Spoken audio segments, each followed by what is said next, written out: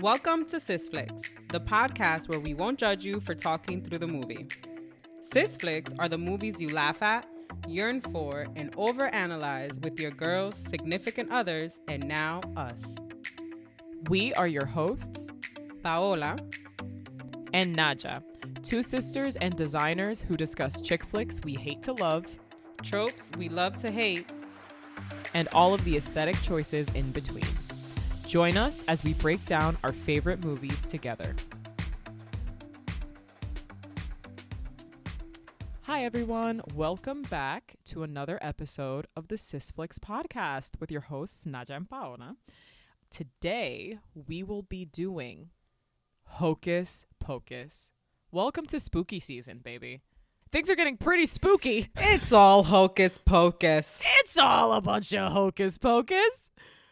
Nadhya, how do you feel about spooky season? How do you feel about Halloween and Halloween movies? So, I've always been ambivalent to positive about Halloween because I like the fanfare of it. I used to get a lot of candy, so that was really good for me for a long time. And I've grown to like it more as an adult. Not really even like for myself. Like Halloween makes other people really happy, and I like that because being alive sucks. So I'm like, if this is a thing that brings you joy, I think you should have that. And if it's Halloween, that's so fun. What about you? What are your feelings on Halloween? I am very ambivalent about Halloween, and I know that's like anti-American, but Halloween for me growing up, it was more like my mom just helping us indoctrinate into American culture and society. So Halloween became more of a thing when you came along and got older, and then I'm not just the only American kid now it's me and you. And so we moved and now we're in the suburbs. That's like kind of the beginning of like your recollected childhood, right? Like you're 5, 6, you're starting kindergarten, first grade. I was 11 going on 12. We're in the burbs. It's quiet. It's cute. I tell you, we're in a neighborhood where like my mom felt safe and I was at an age where I can walk around outside. It was very much like, okay, Paola, this is what you do now for Nadhya. Parentification. The responsibility of making your Halloween nice was passed down to me. And then it's like, okay, well, there's this thing I got to do. Let's make it fun. Like now it's a project. Like, okay, let's get cute. Let's do it. So Nadhya, what do you want to be? I know one year you wanted to be a monkey. I'm like, all right, I'm going to be your zookeeper. And, you know, like I dressed up with you. And then I would take you trick-or-treating. Yeah. So when we get into Hocus Pocus, I relate so much to the kid because our first like real trick-or-treating out in the suburbs Halloween, and I still felt relatively new in town and I hadn't made any real connections and made friends or anything. So it was just me and you just trick-or-treating. And I relate to him in a way with like this responsibility to take out your little sister in a place you don't know. And you're kind of like, nobody likes me here. And why are we here? And I want to go home. Yeah. You know, I think part of it for you might be, in addition to the fact that Halloween is not like natural to us, but like more to you than to me, I think you also maybe associate it with like work, because being 13 and needing to take your 8-year-old sister trick-or-treating sucks ass. And you were cool about it. Yeah, I was Max. Yeah. I think in the movie he's 15 and she's 8. She does not act 8. She is not no 8. She's not 8. That kid's 10 years old at least. If she's a day, she's like a 65-year-old woman. But yeah, I think you associated from a younger age, I think you associated it with this like caretaking and like work aspect that just makes things less fun, period. I try to make it fun though. Like, you know You what did. what I You used to absolutely like? So one thing that I kind of just took up was I wanted to be dressed up when kids came to the door. Yeah. For candy. I wanted it to be fun for them. So it just became about like, I wanted to make it fun for you and for like whoever visited our house. Are you an elder daughter? Yeah, I guess. Sounds like you are. If you're an eldest daughter, you deserve financial compensation.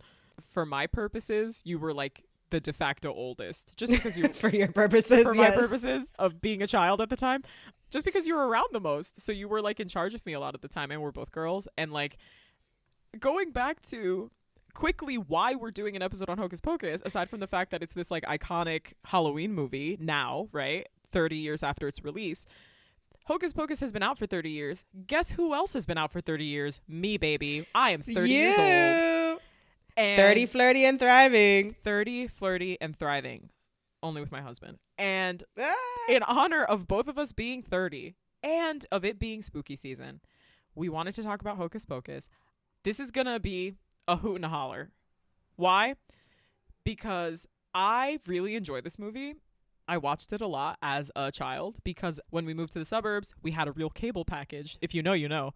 We ended up being like Disney Channel kids. Like 98, 99 Disney Channel kids. And this is a Disney movie, obviously from the early 90s, 1993, just like me. And it would replay on Disney, ABC Family, back before it was whatever it's called now.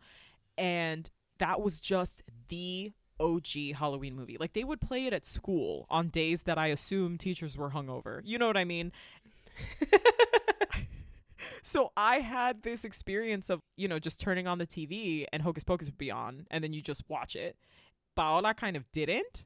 And so we have different memories of this movie and different feelings about it. I just saw it on the background. Like I caught bits and pieces of it. I honestly didn't see it from start to finish until I was an adult with children and then realized it was not a children's movie. I also want to say Paola is so much better at supervising and moderating what her kids watch than our parents were. Yeah. Like the minute my kid was like, "Mommy, what's a virgin?" You were like, X out of the rotation. This movie's inappropriate. We're taking it off. Yep. I don't have kids. I have not had that experience. My dog doesn't speak English and I don't have to tell anyone what a virgin is. I mean, that's really the only thing that for children I would be like on the lookout for. If you're watching this around kids, young kids. You got to be prepared to like answer that question or deviate that question or however you choose to, you know, handle that, but you have to be prepared for it. I mean, and then there's like other questionable parts, I guess, that now as an adult I see, but I think for children it goes over their heads. So it does. I would say that this movie lands in like a really interesting space where Paola and I were just talking about this with regard to You've Got Mail, where I think a lot of movies like don't really land, where ostensibly the main character for the majority of the movie is like a 15-year-old boy. So like he's not out here just trying to get laid. He's a 15-year-old boy. He has a crush on a girl and that's pretty much that. They're not 18. They're not trying to get in a bone before college. They're not 10 where they're like trying to solve magic spells. They're firmly in this middle ground where you can have like some of these kind of raunchy jokes or you can make some of these references to like being a virgin or whatever, but they also don't really mean anything tangible for the characters. Which is a good sweet spot for like a family movie. I think so. Right? So that's why. So you got the younger kids, the stuff's going to go over their head. Yeah. And then you got the older kids who are going to be like, ooh, you know, that's it. Nobody's really offended. And with that, I'm going to get into a little bit of background info before Paola hits us with the synopsis. Hocus Pocus, released in 1993. It is a Disney movie directed by Kenny fucking Ortega. Can we talk about him for a second? Kenny Ortega, also known as the director of the High School Musical movies, also known as the choreographer of Dirty Dancing. This man's career, yo, that is some range. Spans far and wide, okay? What a career. Just what a tenure. I cannot relate. And he's like not an old man. He's only a few years older than our parents. He's not old. Wow, that's crazy. Yeah, he like choreographed the Michael Jackson like This Is It movie, not movie but like the show. Like what the fuck, what a career. Oh my god. Okay, that's wild and crazy. That's bonkers. So this was directed by Kenny Ortega, a young Kenny Ortega, because at the time that this came out my man was in his early 40s. It was written by David Kirshner, Mick Garris, and Neil Cuthbert. A fun fact that Paola and I were talking about before we started recording is that The story was conceptualized by David Kirshner, who is also one of the producers. And apparently he just came up with it on a whim when he was sitting on his stoop with his daughter, saw a black cat walk past them, and decided that he was going to weave this elaborate tale of how the cat was actually a man trapped in a cat's body who was cursed by witches in the 1700s. And I think that's really cute and fun. The movie stars, I think his name is pronounced Omri Katz, who is a retired actor but was an actor as a child, as Max Dennison, who is kind of like our main teenage boy character. Bette Midler, I don't need to say shit about Bette Midler, as Winifred Sanderson, head witch, head bitch. Woo, another one, range. Yo, the range. Sarah Jessica Parker as one of the insane witch sisters. Bananas role, and we're gonna get into that. Kathy Najimy, she was a pretty prolific actress, I want to say like 80s and 90s. She does a lot of, I think, character acting, and so she plays weird sister in this. Sarah Jessica Parker is horny sister. Oh. Kathy Najimy is weird sister. Well, I feel like she's like nice sister. She's like nicer. Yeah, like nicer, like more playful, not mean. I guess that's what I mean. She's the comic relief, yes. Actress Thora Birch as little sister Danny, who again in the movie is meant to be around 8 years old. This bitch is not 8. She's like a golden girl trapped in a child's body. Actress Vanessa Shaw as Allison, who plays the love interest for our main character Max Dennison. Sean Murray as Thackeray Binks, who helps us open up the movie, also the voice of the cat. And Amanda Shepard as Emily Binks, who is Thackeray Binks's younger sister. The music is by John Debney, costume design by Mary Vogt, production design by William Sandell. So Paola's going to give us this little back of the book summary. First, little scorecard up top. It can be a straight or queer movie. Really depends on how you feel. It does not have source of material. It's original, an original screenplay. Story by a man and movie by a man. What's the trope? Spooky season? There is no trope. This is witches. Spook. Witches and brew. Yeah, witches Hocus and brew. Pocus. Witches and brew. That's the trope. Let's get that on Book Talk. Witches and brew. So this is a new kid, Max Dennison. He brings his skepticism with him when he and his family moved to Salem, Massachusetts, right before Halloween. After trying very hard to impress a girl in his class, he unleashes centuries of witchcraft and lore that he can no longer deny. Yeah, we're going to get into like our full breakdown plot summary. This movie, this is such a nostalgic watch. I was half paying attention as I was watching this. Don't come for me, because I've seen it a bunch of times and I was very fixated on my butter chicken. So we open on this weird ass old spell book bound in leather. The year on the spell book is 1693, which, if you're familiar with Salem, it's the time when the Salem witch trials took place. Paola has a lot of thoughts about witch trials. And we can get into them. We're going to get into them. So we open on this weird fucking spell book, 1693, approximately 300 years before the events of this movie purportedly take place. We start panning over a broad expanse of forest. We end up in this kind of old-timey home. You can assume it is 1693.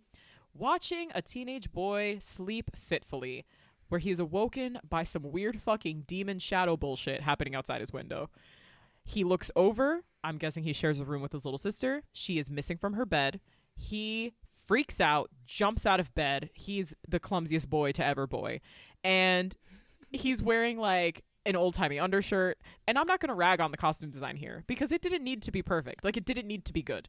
The costume design here is what it needs to be, right? Like, yeah, we see a sleep shirt. We see sleep some shirt, breeches, knickers, some breeches. Bitch. They're not called that until the 1900s.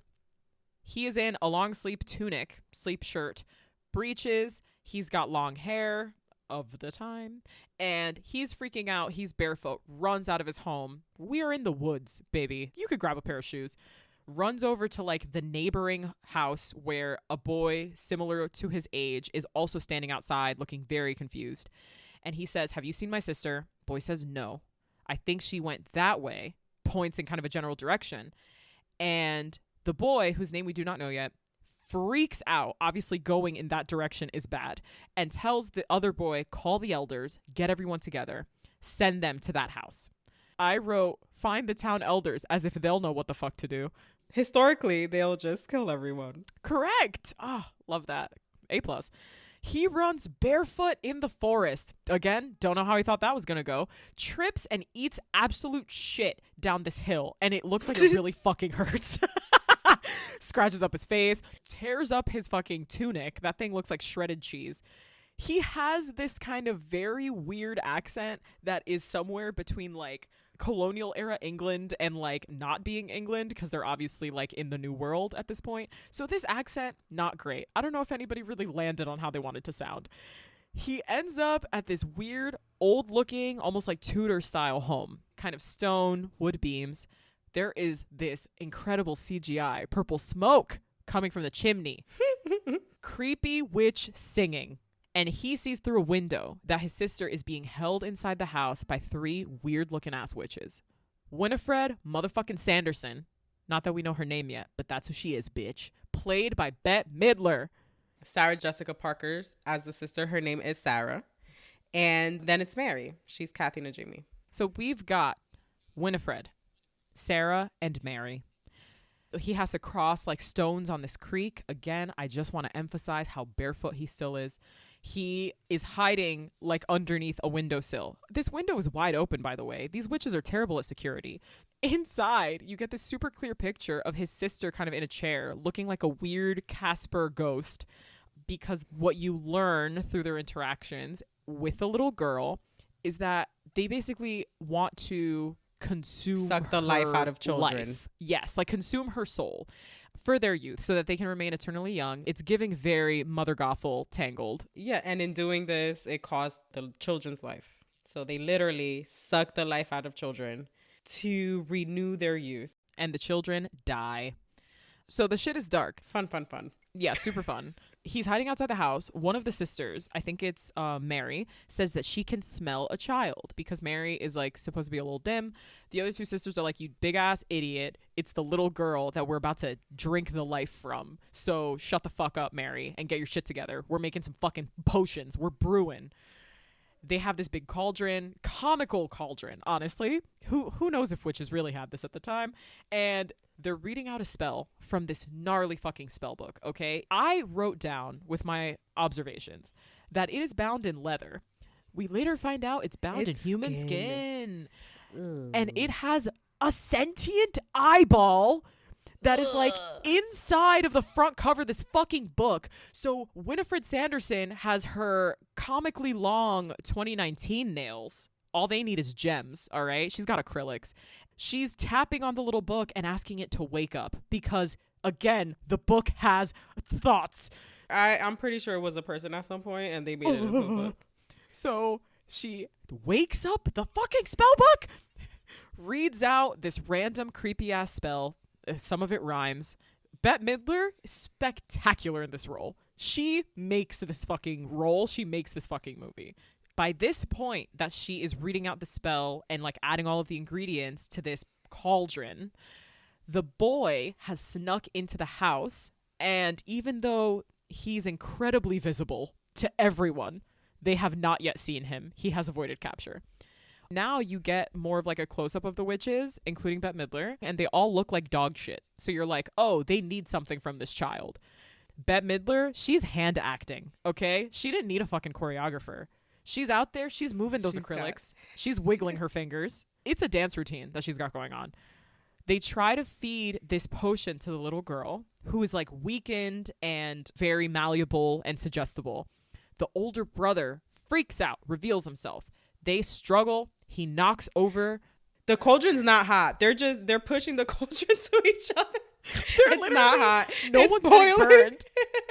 They're mixing cold ingredients in this fucking cauldron. Yeah, no. So then they get into a tussle. They get into a tuffle.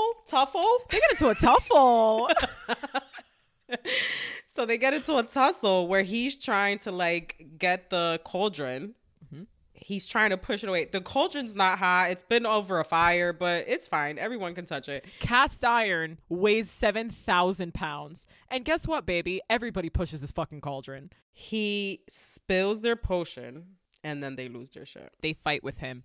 And they zap him. Apparently, and Ryan said this last night. She has electric power. Literally, as he and I were watching it, Ryan was like, she could have done that the whole fucking time.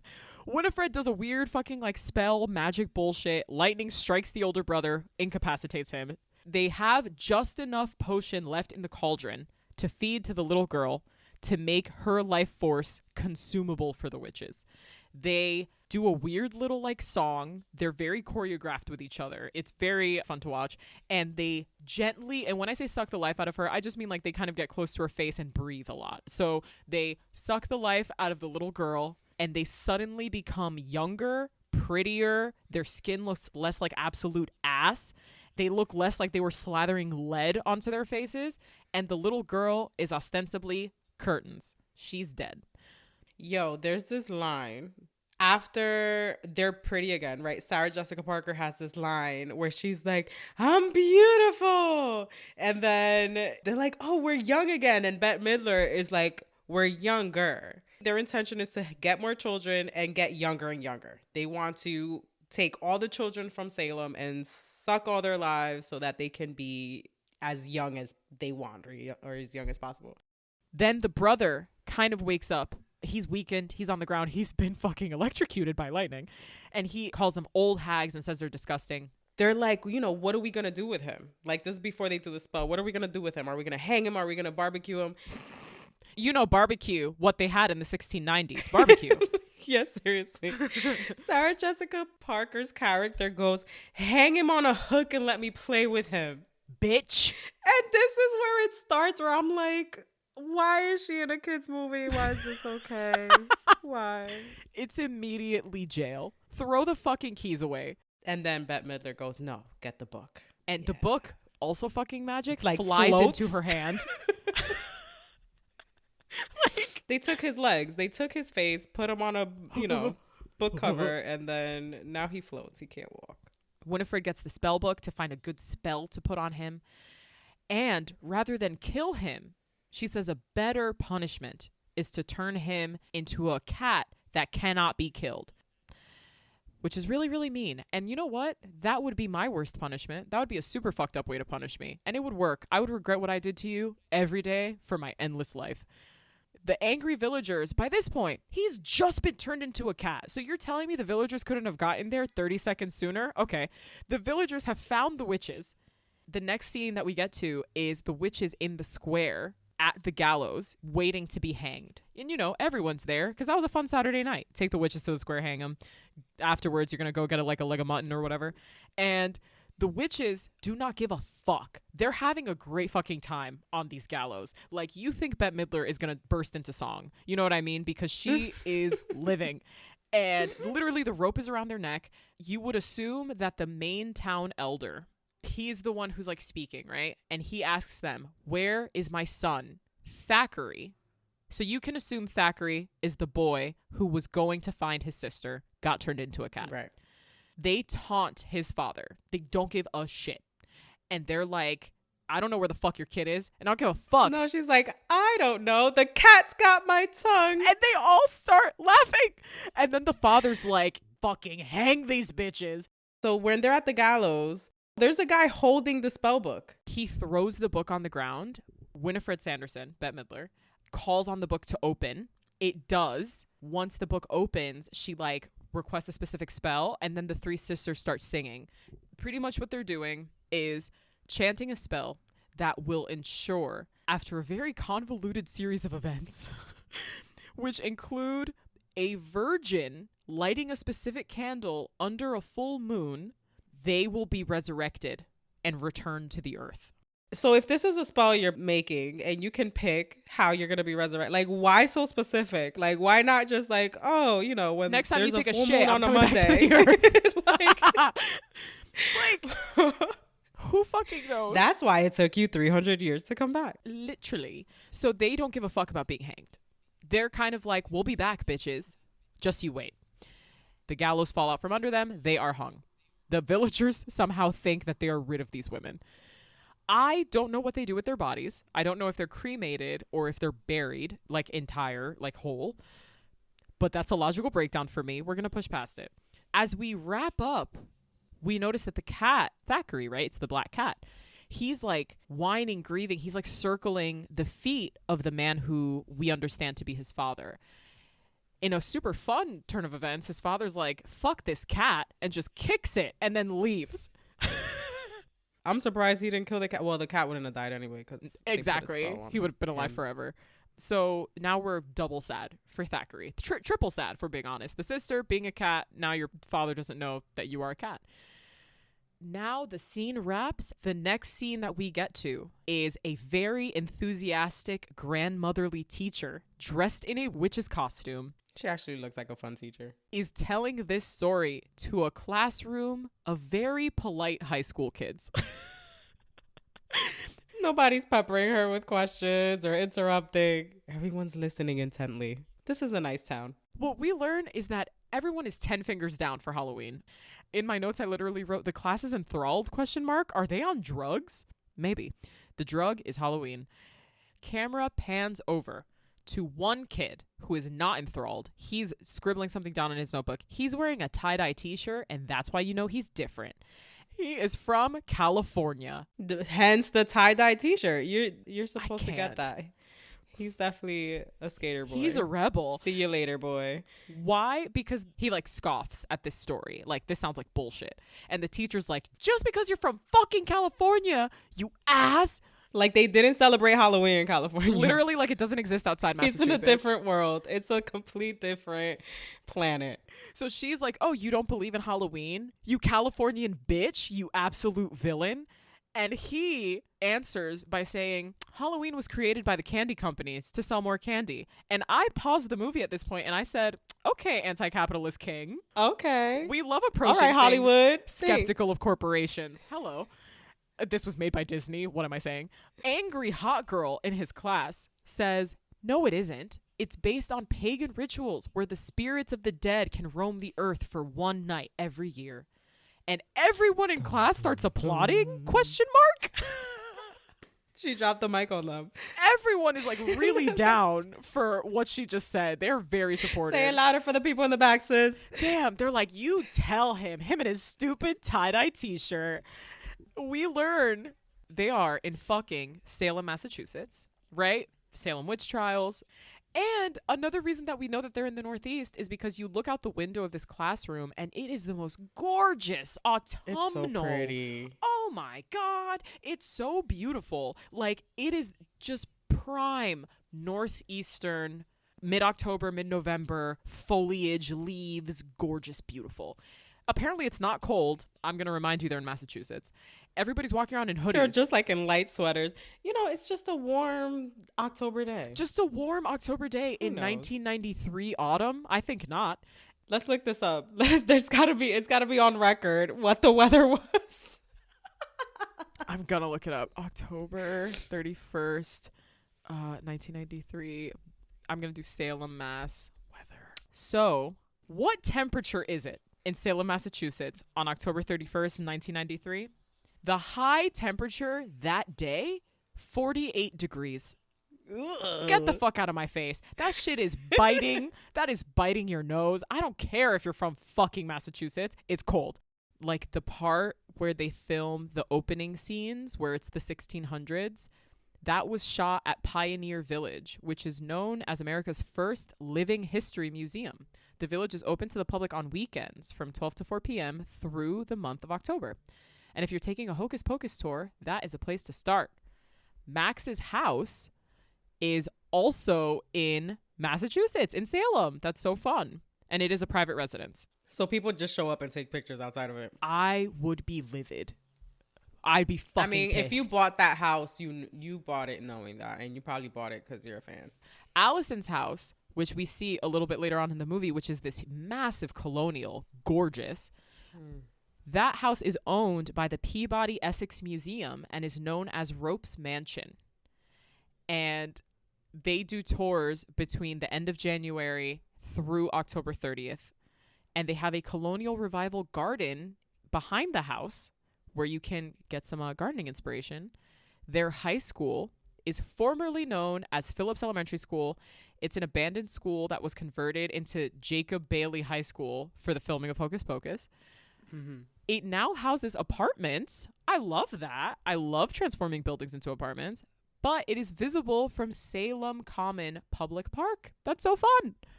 So you can so that's pretty cool. You can kind of take a Hocus Pocus tour of Salem, Massachusetts, and that's pretty neat. I would do that. That sounds like fun. That's pretty fucking nifty. That is nifty. Fuck off. I have a friend who lives in Salem, and I went to visit him a couple years ago. It's aggressively cute there, and it's not that far away from Boston. I think I was on the train for like 40 minutes or so. I was there in September, like early September, and I was like, are you hating this? Like, is this starting to get very fucking annoying? And he was just like, it's all the fucking time. What is all the fucking time? People visiting for Halloween stuff. Ah, so it gets packed. It's a Halloween town. People just go there for Halloween shit. Back to the synopsis. Hot girl's name is Allison. The teacher says, thank you, Allison. For what? For defending my fucking honor in front of this kid from California? Like, what are we thanking her for? She's what? It looks like this town feels very proud of this history. Which is bananas. For their purposes, it's very easy to take the whole of this kind of crusade against witches and just put it on 3 kind of genuinely evil women. And I say genuinely evil in that they're killing children. So it's not hard to make villains out of them, whereas I know the history of quote unquote actual witches and witchcraft and shit is much less sinister than that. It's a war against women. And we're uncovering a theme. At the time, obviously, it's a war against women who did things differently than the European standard. Women who believed in spirituality, believed in sexual awakenings, believed in cleanliness, believed in natural healing properties of plants, herbs and plants, and the brewing cauldron, that's like a pot in the fireplace and you're boiling water to fucking get rosemary oil and be able to make your skin look younger and smell good. And they're natural practices, natural remedies, and they're demonized because they're not part of the European standard. And these were focused on Native Americans who you're colonizing at the time, and obviously down the line demonizing people you've kidnapped from Africa to bring them here and have their own natural and spiritual practices. So we have witches and let's burn them all. I mean, and obviously there's bad people, right? Generally, yeah, sure, there's bad people on Earth. in everywhere, of course. But I'm sure that it was very easy to point the finger at the weird lady that lived on her own and handled her shit than it was to investigate a bad man. And isn't it so funny, because European culture at that time was really just about plague, genocide, and smelling like trash. It's so wild that they were like, you're not doing it my way, I'm gonna fucking kill you. You're weird. This makes me uncomfortable. When you come from a Caribbean country, there's like, you might say like, oh, like, I don't really believe, like, there's always a little part of you, and this comes that, shit goes down, but we're 200 however many people doing it in 1693 in Massachusetts. I don't think so. No. We're gonna get back into it. Okay, so this boy, this skeptic in the class, stands up bold in front of fucking everyone and gives Allison, hot girl who was angry about Halloween, a piece of paper with his fucking number on it in front of everyone. Like, were people built different in the fucking 90s? Could not be me. Okay, I mean, he's from LA, so he's got a tie-dye shirt on. That's what people he's got a tie-dye shirt on. Can't stop him. He's got brave. a tie-dye shirt on and a healthy suspicion of corporations. I mean, you can't stop this kid. I'm with it. On the piece of paper, in absolute dog shit handwriting, Max Dennison, followed by his phone number. She takes the paper. All the other kids go, ooh, and then class is over. Everyone leaves. We exit the front of this high school, Jacob Bailey High School. I don't fucking know who Jacob Bailey is. And I'm guessing they're talking about, you know, this like Sanderson sisters lesson. What did you learn? Nothing. But they're talking about this lesson because it is Halloween that day. You can assume kind of throughout the scene where they're in class that it's fall because you can see out the window. You've got these luscious, rich autumn colors. And the teacher is wearing like this witch's costume. But I feel like they don't explicitly go like, on Halloween, you're doing this. Like, they don't really do that yet. So he walks out of school, gets on his bike. Again, wow, the 90s, a different time. Pedals what seems to be 17 to 30 miles home. And all of the kids that he bikes past are in Halloween costumes, especially the little ones. So now safe in our assumption that the day is Halloween. He pedals up next to Allison. I don't know why. He's a creep. She's wearing this kind of like intense hooded red coat. It looks like a cape with a hood, and it is red. Very Little Red Riding Hood. Ryan called that out to me. And he introduces himself to her, kind of like formally, since he just did it in front of the whole fucking class.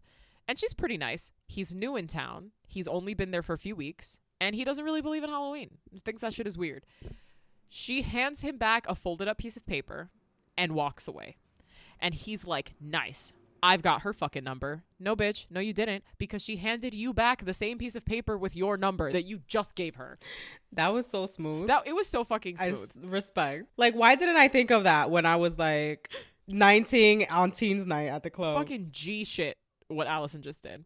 So what I wrote in my notes is he rides approximately 10 miles home on his bike through the town, through the woods, and then takes a weird shortcut through a fucking cemetery because he's insane. Because it's Halloween. What drives me crazy is that he cuts through a cemetery, not like through a path. You know what I mean? Like, not like, oh, there's a concrete walkway on this cemetery and I'm going to cut through it. No. He's bobbing and weaving through fucking headstones like a madman. Disrespectful. Like, I hate it. And you know what? When you fuck around, you find out. He pedals in front of some random fucking old-timey headstones. Guess what? Two, what we learn are bullies, pop out comically like a jack-in-the-box from behind two of the headstones. First of all, why are they hanging out by some tombstones at the cemetery? Why aren't they home with their families? Okay? But you know what? I don't know the bullies' origin story. They are Shein brand bullies. What's that other website now? Oh, is it Temu? Temu. These bullies came straight out of the Temu website. They're Shein, they're Wish, they're Temu. These bullies are as off-brand as they get. It's like you take all of the worst qualities of every TV and movie bully from the 80s and 90s. You pop them into these two jabronis.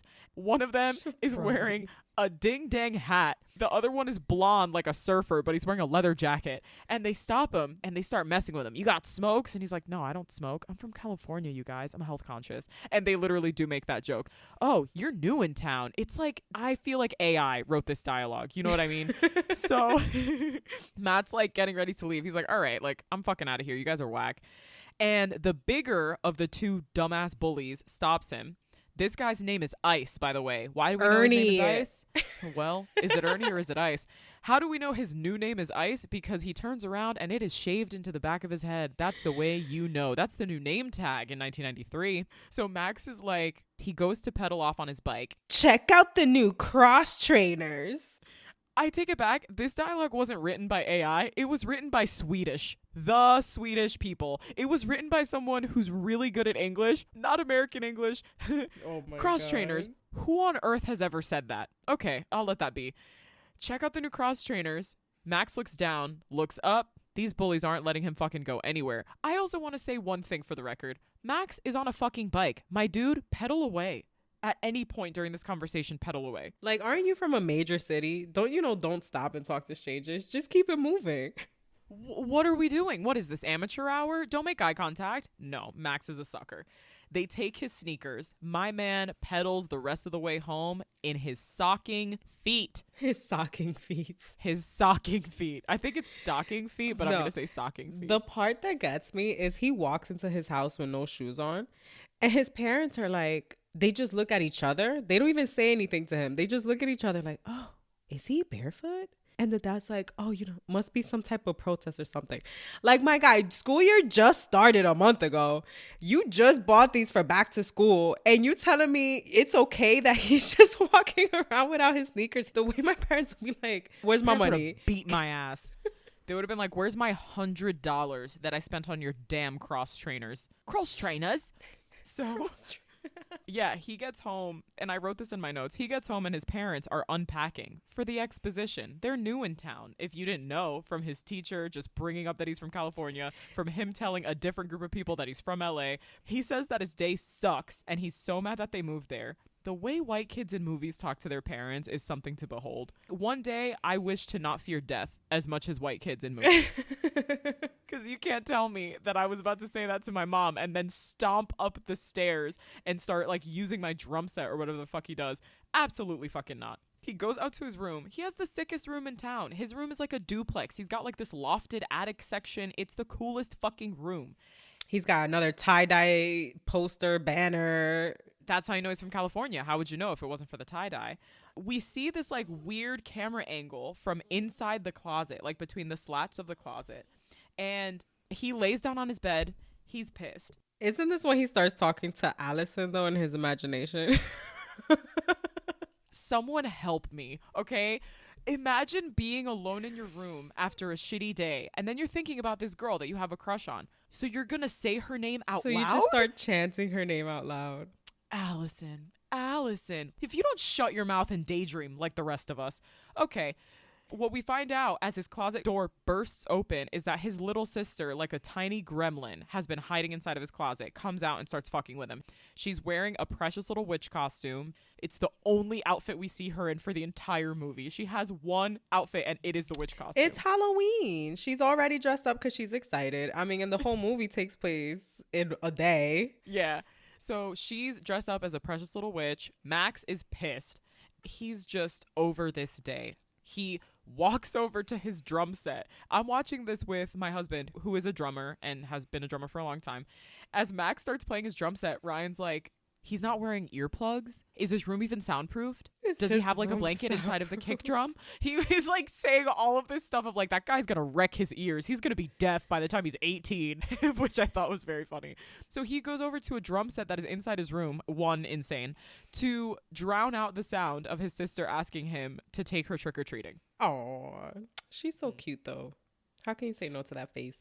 She's very cute. She's incredibly precocious. So she's like, Max, mom and dad are going to this insane fucking party for adults in town tonight. They can't take me trick-or-treating. Please take me trick-or-treating. And Max is like, no, go fuck yourself. And she's like, I'm going to tell mom. And he's like, whatever. These kinds of shots, honestly, are like some of my favorite like jump cuts where she like starts screaming mom. And in the next shot, he's walking downstairs with her because he's taking her trick-or-treating. I just love like immediate gratification on the consequences of that. And it's like direct karma from like all the bullshit and attitude he had towards his parents when he came in from school. He puts on maybe the dumbest outfit ever, which is just like a baseball cap, a bomber jacket, sunglasses, and jeans. He just looks like some guy. And he goes downstairs and his parents are like, what's your costume? And he's like, I'm a rap singer. No. Again with the AI. Who's writing this? First of all, rappers didn't start singing until 2006 when Drake first came out. So I don't know who's singing rapping. I'm a rap singer. No. The same Swedish screenwriter that wrote Cross Trainers wrote rap singing. So... But what is he wearing though? Is that what rap singers wear? He looks like some guy. Worse, he looks like someone's dad and he's like 16. They go trick-or-treating. Max is being a little bitch the entire time. His sister is just running from house to house. Something that Paola and I talk about kind of throughout is that this town is run by children. And these kids are just unsupervised, loose kids all over the place. They're fucking with pumpkins. They're ringing doorbells. They're jumping around lawns. They're spilling candy. Like, it is chaos in Salem on Halloween. Yeah, you don't really see any parents out. I guess all the parents decide to go to this party. This dope-ass fucking party. It must be a really safe town. Nobody's worried. Everybody's just like... Little do they know about the incoming Hocus Pocus. They've been trick-or-treating, you can assume, for a few hours. It's starting to get dark outside. They go up to this one house. She gets her candy. And as they're leaving this one particular house, they come across maybe like 6 assorted bullies from Wish, from Temu. The 2 bullies from earlier, fucking shaved into his head ice, and blonde surfer guy with inexplicable leather jacket and gloves, ? Both of them are there. They're the ringleaders of the bullies, even though they are so fucking lame. They block the passage outside of this person's house. So the person who handed out the candy just hands out the candy and it closes their eyes. Yep. Doesn't care that they're smashing his pumpkins or his or her pumpkins and decorations. They're just looting. They're outside and nobody says anything. Where are the cops for this looting? Okay. What are they protesting? Nothing. They're just being little brats. So they're blocking the passage. The person who lives inside this house is no fucking help. And Danny, she's way tougher than Max. Danny's the coolest character in this entire movie. The bullies stop Danny and they're like, give us your candy. And she's like, fuck you. She literally says, drop dead. And they're like, give us your candy or we're gonna hurt you, even though you're a child and a girl. What? Okay. And she's like, no, fuck you guys. I'm here with my big brother and he'll defend me. Bitch, no, he won't. He just hands them his candy. Max is like, get out of my way. Like, you already took my fucking cross trainers. Like, what the fuck are you gonna do to me? The night is going terribly for Max, okay? Hands them his candy to get them off his back. And now Danny's pissed because she's like, you're a weak ass bitch, Max, and I need you to know that. He like takes out all of his frustration from that day onto Danny, when in reality, except for the trick-or-treating, none of it is her fault. He's like, I never wanted to move here. This place sucks. You're such a little brat. She runs away from him. Now she's upset. She's crying. Let's not forget, she is 8 years old. She flops down onto like some hay bale that's part of a Halloween decoration in front of someone else's house. Now Max feels guilty, as he should. And he walks up to her and he's like, hey, I'm sorry. I'm just having really hard time here. I hate that our parents made us move here. I just want to go home. And Danny, to her credit, is like, bitch, this is home. Get the fuck over it. Get with it or get lost. He can't get lost. He's got to get with it. They reconcile. She gives him a hug. If anything, she doesn't give him a hard enough time, if you ask me. She's a cute little sister. She's forgiving. She's like, all right, let's continue my trick-or-treating now. Let's get me some more candy, you fuck. As they're getting ready to like get up and continue trick-or-treating, Max is like, I can't let you trick-or-treat out here alone. And she says, all the crazy people are out. It's a full moon. This is maybe the 2nd or 3rd time we have been reminded that it is a full moon in addition to being Halloween. Dun, dun, dun. Shit's about to go down. So in the next scene, they walk up to this gorgeous colonial home. Just incredible home. Max does a little whistle and he's like, woof, look at this house. And Danny goes, rich people. She knows what the fuck is up. This is probably one of those houses where you could bob for apples and they give you a hot cider, something like that. How many centuries have you been alive? Danny's a vampire. She knows too much. Paola has pulled up a little bit of information about this home. It's called the Ropes Mansion. Is that right? It's called the Ropes House. It's a true home. It's there in real life. You can actually tour it. I think they have it as a museum now. This is like 18th century, done in like early Georgian or Federalist, I guess, because this is after early America, right? Yeah. So something that I found interesting is that it was passed down to 3 generations of Ropes families. The last generation who inherited it was 3 sisters. And they're the ones that converted it into a museum, into what we see till this day. And their names were Winifred, Mary, and Sarah. Just kidding. Yeah, so that's super cool information about the house. They walk in, this gorgeous hallway leads them to this incredible like front room that's under this central staircase. There's full-size candy bars. Bitch, where? They look up to the landing above the stairs.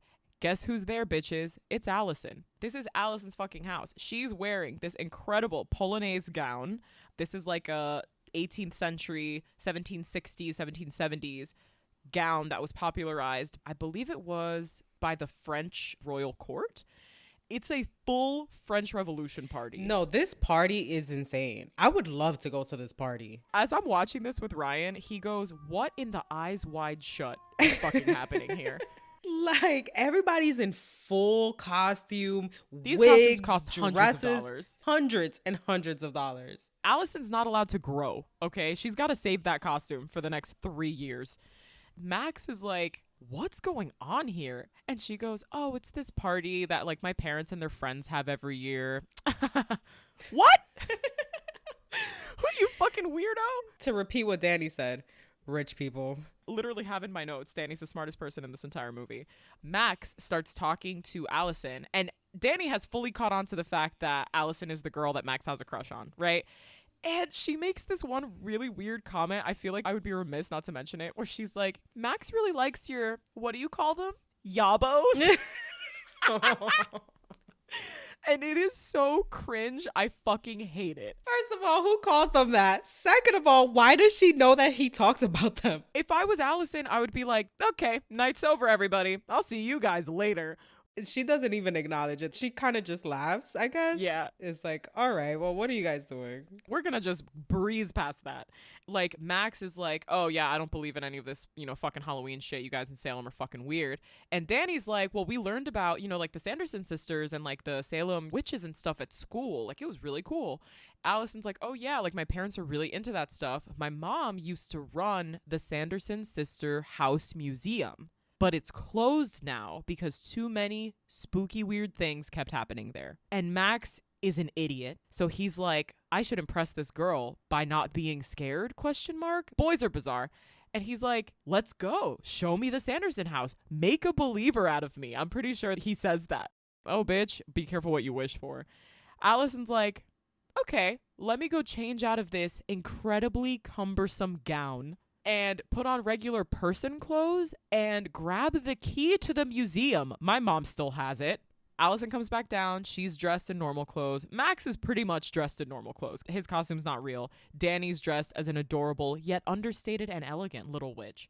They walk out of Allison's house. They go down to the Sanderson home. This is the first time we're seeing the Sanderson home in the modern context, right? Because we saw it at the start of the movie when we were, witnessing the end of the Sanderson sisters. It is the same Tudor-style house from before. I know Allison mentioned, like, needing to get a key, but they seem to just walk inside. There seem to be very few safeguards in place so that people avoid coming into this fucking house. It's super dusty and cobwebby. Honestly, immediately, I would have left. That's my fire alarm system. All of the spooky shit is still there.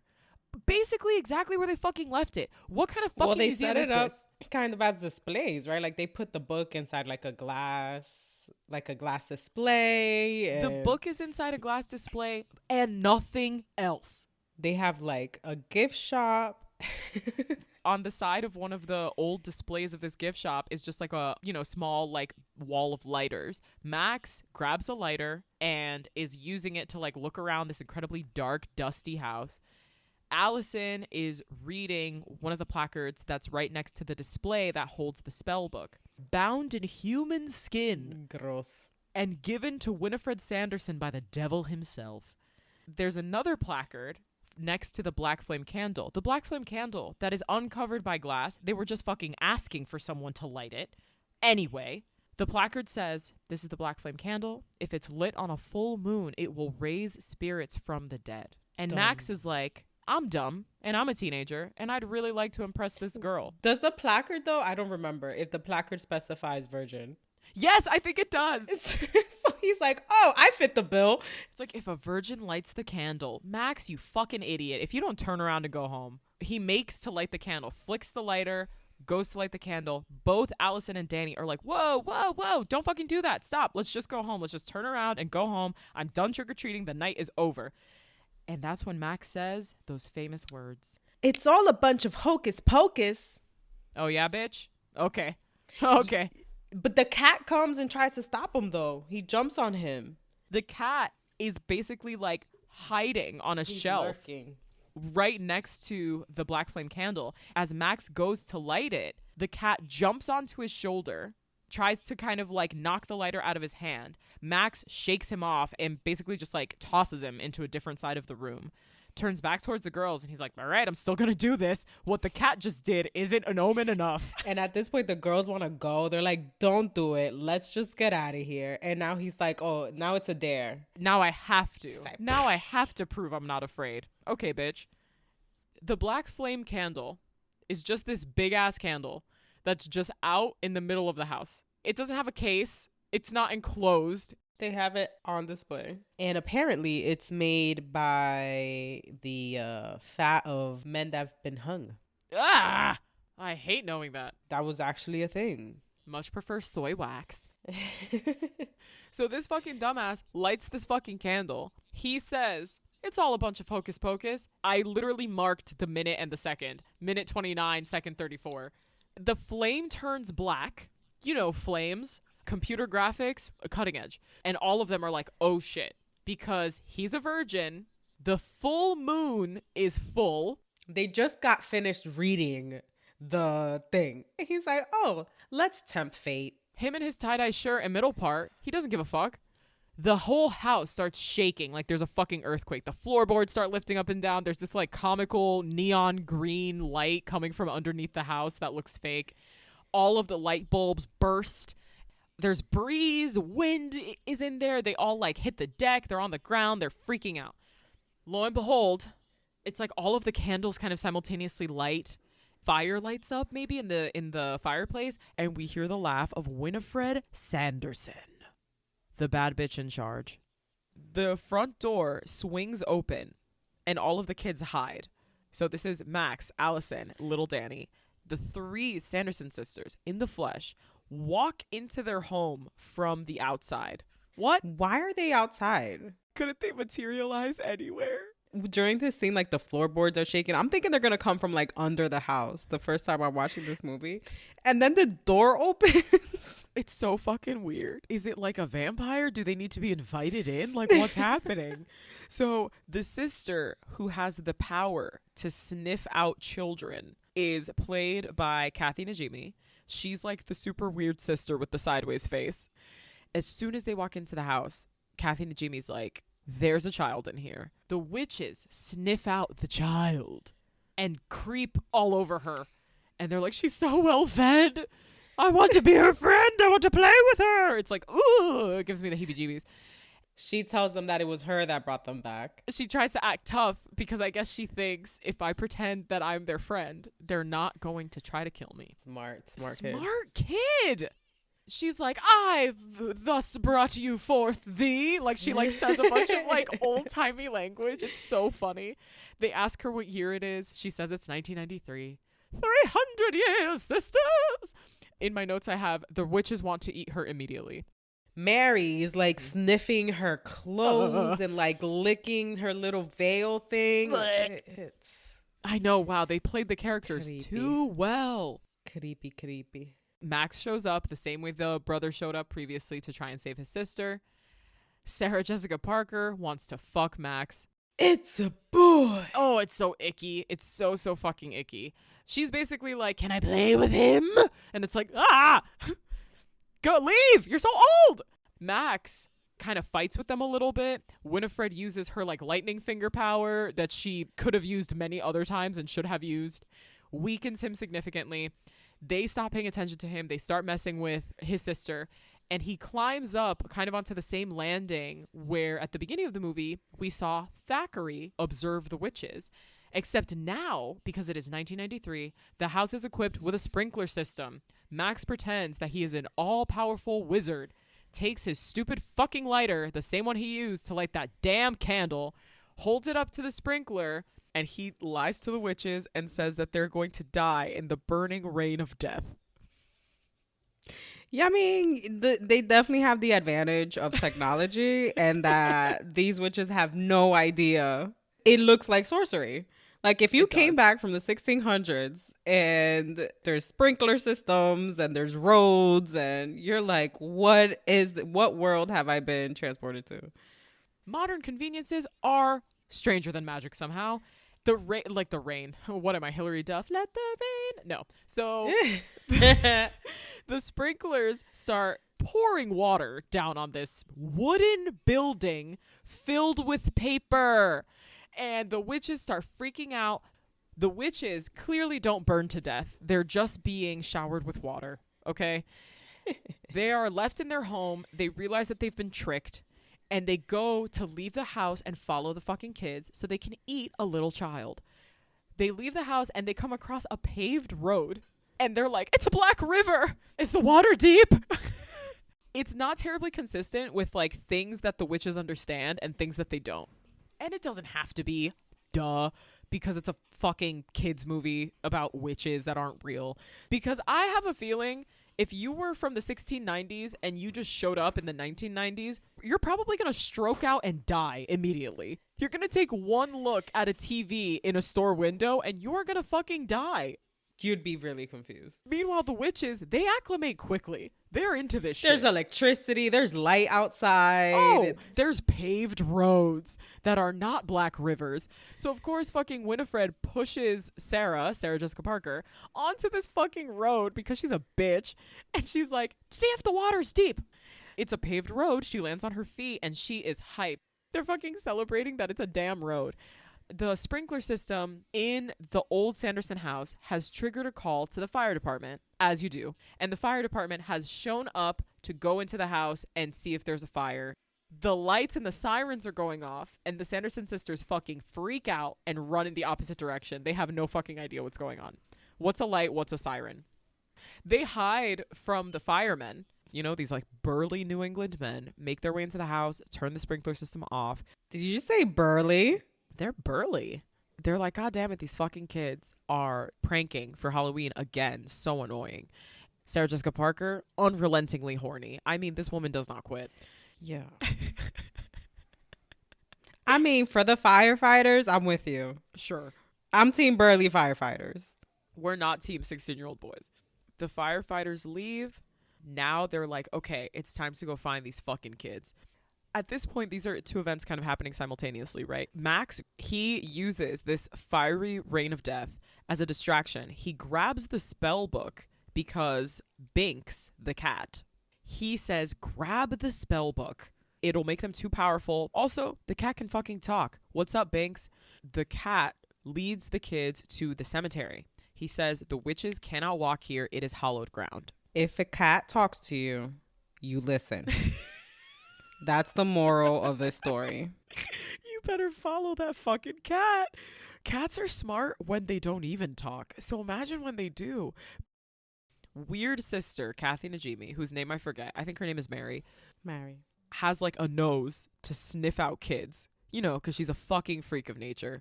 And Mary's my favorite witch. She's like, and deep down inside, she's actually nice. She doesn't want to do these bad things. Maybe she just sniffs kids. No, it's all terrible. I hate all of them. I can't. Winifred Sanderson is like the mastermind because the other two are amoral like animals. They just want to do the stuff they want to do and they don't think about it too much. Winifred knows it's wrong, but she's a psychopath. She doesn't fucking care. That's why she's the bad bitch with the teeth. Well, she just cares about being young forever. Well, yeah, she's vain. She knows that it means killing all these kids, so she's a psychopath. They can eat other things. How do you know that? Maybe it's not like Twilight. Not everything is Twilight, Paola. Well, they're not vampires. They're only hunting children for youth. It's the only way they stay young. This is the only reason they're hunting children, so that they can stay young and live longer to continue to do their fucking fucked up shit. It doesn't have to even be the whole town. Paola, but what if we discuss it as a commentary on the unrealistic expectations society puts on women to maintain their beauty? Yeah, I'm sure that's what they were thinking about. I'm sure that's what these witches were fucking thinking about. The witches were like, I don't have enough money for Botox, but what I can do is kidnap some children. Jessica Parker's horny ass needs to stay young so she can keep attracting young men. That's true. For her fucking... Now we're going to go back over to the cemetery with the kids, with Black Cat, Binks, and Thackeray Banks tells his origin story, which coincidentally, luckily, incredibly, the kids have just learned at fucking school because their curriculum is only about Halloween. And he talks about how he's been hanging around this house for 300 years trying to keep virgins from lighting the black flame candle under a full moon on All Hallows Eve. No, I don't think he's trying to keep them from doing it. He wants this to happen so that he can be free. because he knows that there's this like legend and lore. The cat knows this, Jesus, and he's trying to keep people from awakening the witches because he knows that she would kill all the kids in town. But also, he also wants to be able to die so he can meet his family back in heaven. Yeah, this movie really loves the premise that your spirit remains alive in heaven. It's either your spirit remains alive in hell and then comes back when they light a candle, or your spirit goes on, floats to heaven where you're rejoined with the rest of your loved ones peacefully exist. Can you tell that we're two agnostic people? Because this is an incredibly Christian coded movie. It's about witches. It's about witches in the 90s in the United States of America. The whole theory behind witches and demonizing witchcraft and the term itself, witchcraft, all comes from Christianity. And obviously, there's a lot of things here that Christianity like disagrees with and stuff. So I'm not trying to say that it's like follows the Bible, but like it bases the foundation of spirits and witches and stuff in like Christian beliefs. So now that they're in the cemetery, Max tries to burn the book after hearing about all of this from Thackeray Banks, but the book is protected by magic. Max is a full dumbass again. I actually added in a note as I was watching the movie because Paola and I were talking about this previously, and I was like, why the fuck don't they just burn the book? Like, just do something to the book, ruin the book so that they can't fucking use it. But the book is protected by magic. So I'm like, okay, that closes this plot hole of why they couldn't destroy the fucking book. Yeah, once you watch the movie and pay attention, you realize that you can't burn the book. So now the Sanderson sisters have flown to the cemetery on brooms so that they can take the book. Sarah hits on the teenage boy again. Her pedo ass. The brave little virgin who lit the candle, I will be thy friend. As she's like drooling over 16-year-old Max Dennison. And listen, he's a cutie. I had a crush on Max Dennison when I was little watching this movie. When we were children. Correct. When I too was under 16. Now that they're flying over the cemetery, they're kind of attacking them, right? Like they can't set foot on the cemetery because it is hallowed ground, but they can fly over the top and taunt them. Winifred ends up chanting a spell that she knows by memory to bring back her ex-lover. P.S. She killed this ex-lover for cheating on her with horny-ass Sarah Jessica Parker. She cast this spell to bring him back to life and help her trap the children. According to Thackeray Banks, she sewed his mouth shut with a dull needle. That detail makes it so much worse. Then the ground starts quaking. He like comes up from definitely not 6 feet. And they actually make a joke about that later on in the movie. Like, that doesn't look like 6 feet. He gets up and sees his tombstone and is disappointed. He's like, God damn it. Like, why am I back here on Earth? He doesn't seem to be a huge fan of Winifred, even though she's like beckoning him to help them trap the kids. At this point, his head gets knocked off. My man is undead as hell. He has to go find his head. He has to put it back on his body. You mean unalive? Unalive. He is unalive as hell. Now, Thackeray Banks has led the kids away from the cemetery and has taken them down to this like underground sewer system. And they're asking, like, is this safe? And Thackeray's like, oh, yeah, I hunt rats down here all the time. And they're like, yeah, that's not the thing that's going to make me feel better right now as I run through these underground tunnels. So the sisters are upset that the kids have gotten away with the spell book. They still have it with them. Mary suggests forming a calming circle. You know, I'm a fan of Mary for this one part. Like, guys, let's just regroup. Let's all take come a deep together. Breath. Let's do a breathing exercise. We love a mindfulness queen. We love a meditative moment, okay? We want to get our minds together. When I was thinking on the plot of this movie prior to rewatching it, I remember thinking that this was way, way later on. But right after this scene, the three witches are just on the street, I guess. And they happen to be in a bus stop. A bus pulls up. If you are from 1693, bitch, a bus may as well be a fucking spacecraft. What the hell's that? They've never seen a bus before, but the door opens, the driver leans out. This driver is fucking lecherous. He is the Sarah Jessica Parker, okay? They ask the bus driver, what the fuck is this? But he sees them being like all kind of dressed up and like hokey. They're in character. These are Halloween spooky bitches. I'm gonna be a Halloween spooky bitch with them. Everyone in Salem just fucks so much with Halloween that they just go along with the wildest, kookiest shit, as we will learn in this movie. He says it's a bus to convey gorgeous creatures to their most forbidden desires. Oh. Disney girl. Like, the standards have changed since the early 90s. Sarah proceeds to sit on his lap and drive around the bus. This part is horrible. They say, we desire children. And he goes, it might take a few tries, but I can help you. What a time. What a time. So now the kids crawl out of the manhole. They have found, through these underground tunnels, an outlet to the street. Mind you, like, the zombies, like, still following them and stuff. The bus immediately drives over, squishes, that's the scientific word, squishes Thackeray Banks the Black Cat.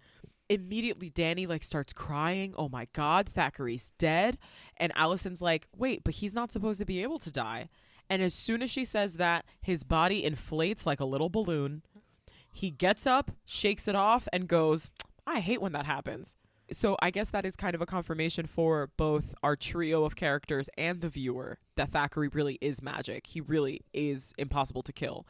Oh, yeah, because the talking didn't No, the talking, them. it wasn't magic enough. You know what I mean? Now we know it's confirmed for us.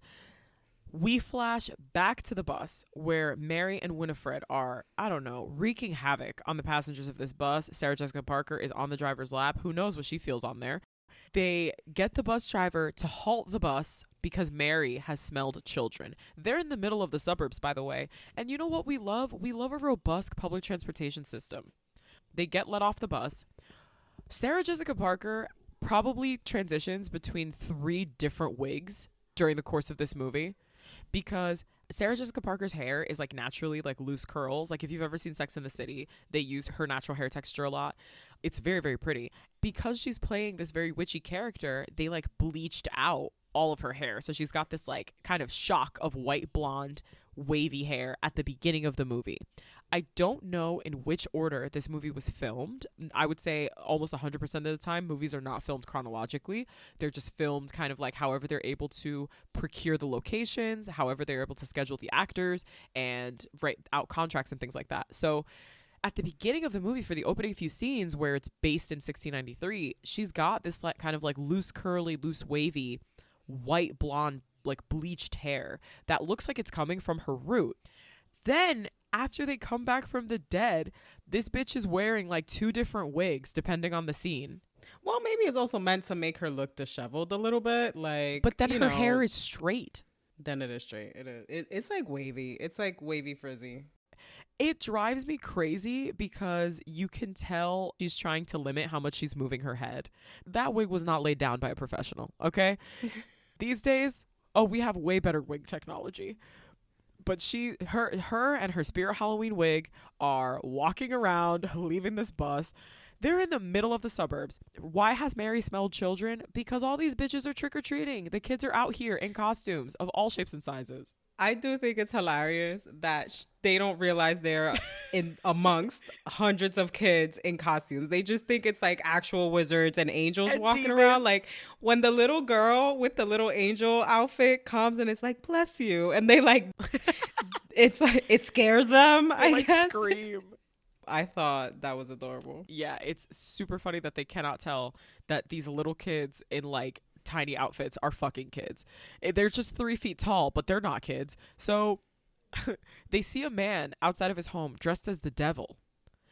And they go, oh, Master! This like, again, another lecherous, pervy old man, okay? Master! Winifred is like the most excited because apparently she's the one who like had direct contact with the devil back in the 1600s.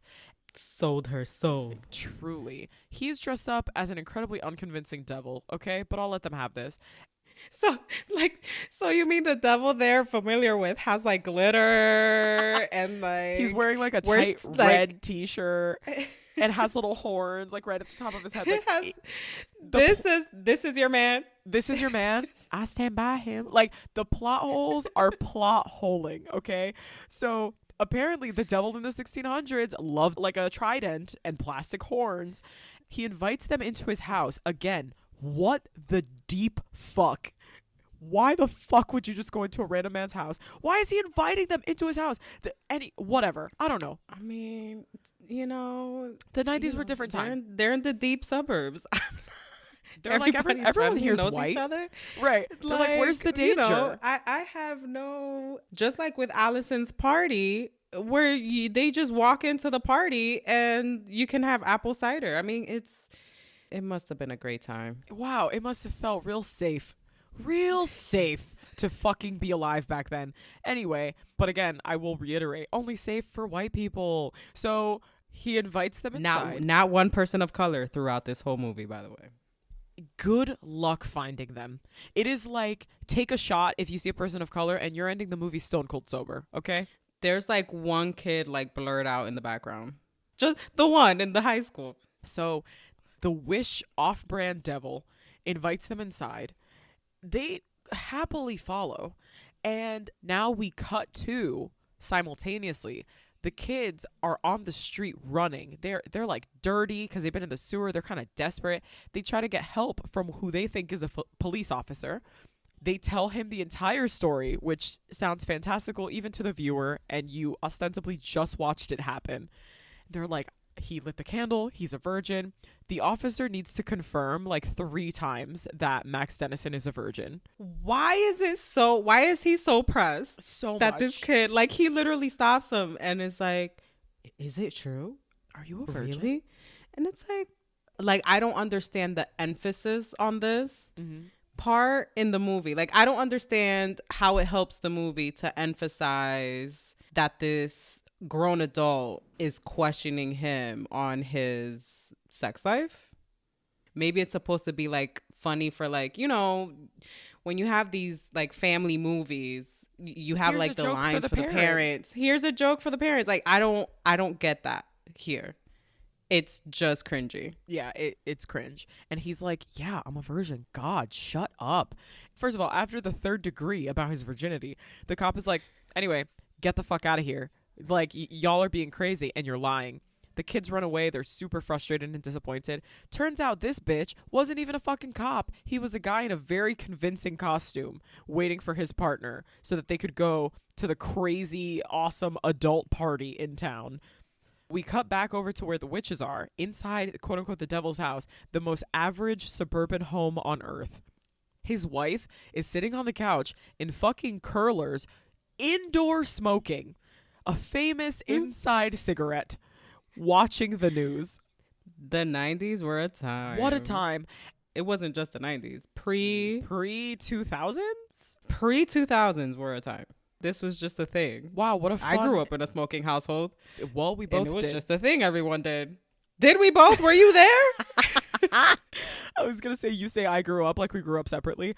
So yeah, we did grow up in a smoking household, and wow, inside cigarettes, I really forgot about those. I'm not going to lie to you. So have you ever been a child craving a cigarette without having ever smoked a cigarette? I'm so glad I came at like the tail end of that time. Like that was all leaving by the time I was like 7 or 8. It was all going away. But we used to sit in restaurants and cafes where people just blew smoke in your teeny tiny little kid face. Like they're daring you. You want clean air? Fuck yourself. Like, wow, yeah. Being a 90s kid was crazy, as we will find more evidence of in this fucking movie. So the wife is sitting in front of the TV, smoking, hairs in curlers. She's pissed that her husband has invited these 3 weird fucking women dressed as the Sanderson sisters into their home. She looks over at them and goes, "Aren't you broads a little young to be trick-or-treating?" And the 3 witches, the sisters, they think that the quote-unquote the devil's wife is Medusa because she has her hair in like the hair rods, like the rod curlers. I mean, she is looking pretty rough. She looks brutal. It's all those inside cigarettes. She's actually only 30. What are the rods doing? Are they curling her? Like, I think they curl. I think the rods curl. Yeah, they don't look very good. Mary discovers the TV. Sarah asks the devil to dance. The wife is like, get the fuck away from my weird ass husband who invited you in. Scram out of my house. The Sanderson sisters go back outside, and I think Winifred gets really impatient and pulls off a little boy's mask and realizes that they are all children. They're just all dressed up. I'm not doing like very intense or very good research on this, but I am almost positive that's one of the reasons that people do dress up for Halloween. It is to ward off like evil spirits. Like you're supposed to keep evil spirits from like catching up to you or finding you. Like you're supposed to be confusing them. This reminds me of a story my mom used to tell us when we were growing up. It's not Halloween based, just old-timey lore, where Death is out on the streets looking for this one man that he has been tasked with killing and like taking to the afterlife. The devil didn't have an iPhone. He couldn't Google this guy, so he doesn't know what he looks like. And so he's asking people in the neighborhood, hey, I have to pick up this one guy. Do you guys know where he is? One of the guy's friends finds him and goes, hey, dude, Death is looking for you. Like, I think you're going to die. You know, get the hell out of town. Because for whatever reason, in this alternate universe, Death is not omnipotent. He's not going to be able to find you. So the guy's like, shit, I got to change the way that I look. I got to do something. And so he decides to shave his head because he's got like a bunch of hair. Tries to like disguise himself so that Death doesn't find him. Death spends all day looking for this guy that he's supposed to kill, rather supposed to take to the afterlife. And he's like, damn, I'm not going to find this guy. Well, I can't go back empty-handed. All right, I guess I'm just going to take this bald guy. The bald guy being the original guy. And the point of that silly little piece of lore was that sometimes things are fated. You can't cheat death. And you can't cheat death, and you can't cheat fate. That always reminds me of like the Halloween stuff of like, I'm avoiding the evil spirits by disguising myself. And it's like, I don't know, maybe they'll be like, nah, they gonna find you. Right. It's like, maybe I should grab this little angel that told me to be blessed or whatever. So they figure out that the kids are dressed up. All Hallows Eve has become a night of frolic where children wear costumes and run amok. And they're trying to strategize, make up a game plan. How the fuck are they going to eat some children? You know what I mean? Okay. We cut over to the trio that we are following, Max, Allison, Danny, as they arrive to the Central Assembly Hall in town, where all of the adults have been invited to a raging Halloween party that's held by like the mayor or held by like the city council or some shit like that. This party looks fucking phenomenal. Better than any high school dance. Better than the prom. There's like a skeleton on stage. The money that these people have spent on costumes, they've spent hundreds of dollars. Even in 1993 money. Even in today money. Like these people are spending bills on these costumes because they look so damn good. There's a live band on stage. I'm like, girl, this party is swinging. The lead singer of the live band is wearing like a very solid skeleton costume. He is crooning. He is singing the hits. The parents are all dancing. He's singing Witchcraft. He's singing Witchcraft. Dracula, who calls himself Dadcula, pulls up behind Max, grabs Allison's hand and starts to kiss it and asks, who is this charming young blood donor? In a very bad Transylvania accent. His dad comes off a little less creepy because you can tell that his dad, the whole point is that it's just supposed to be kind of like dad humor. Like a dad joke, but not great. Let me grab this teenager's hand and start to kiss it with my mouth. Nope. Get the fuck out of my face again. And I will say, something that did frustrate me upon rewatch is that Max's dad is kind of hot. I'm at that age. No. I'm at that age, and I'm sorry. At the age where the dad could get it too. Oh shit. I'm like, oh, Max is a little baby. His dad, though, if that marriage ends, if anybody's ever watched like Modern Family, he has very like Phil Dunphy energy from Modern Family. That's how I would describe Max's dad. Danny finds their mom, who is dressed as Madonna with a triangle bra.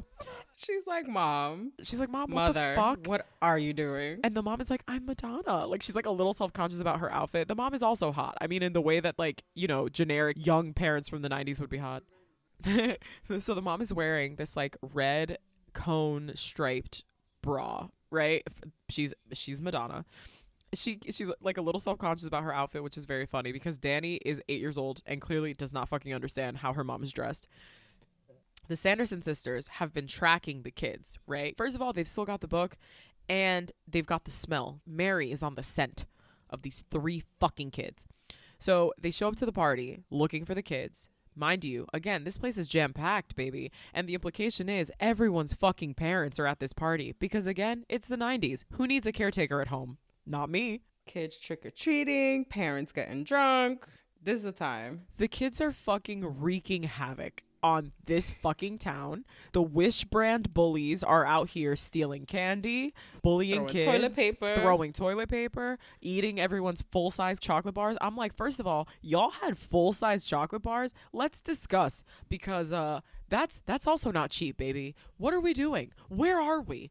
Fucking Salem? Is this what you do? Anyway, the kids spot the Sanderson sisters at this party and start to immediately freak out, like start to panic. And the parents are like, what the fuck is wrong with you guys? Like, because they don't really understand what's going on. They don't believe that anything's wrong. They think that they're all like on a sugar high. Yeah, to be fair, as a parent, like my kid comes up to me and starts spewing all this big, I'll be like, oh, okay. Why don't you tell me about it later when we're home? Let's go take a nap.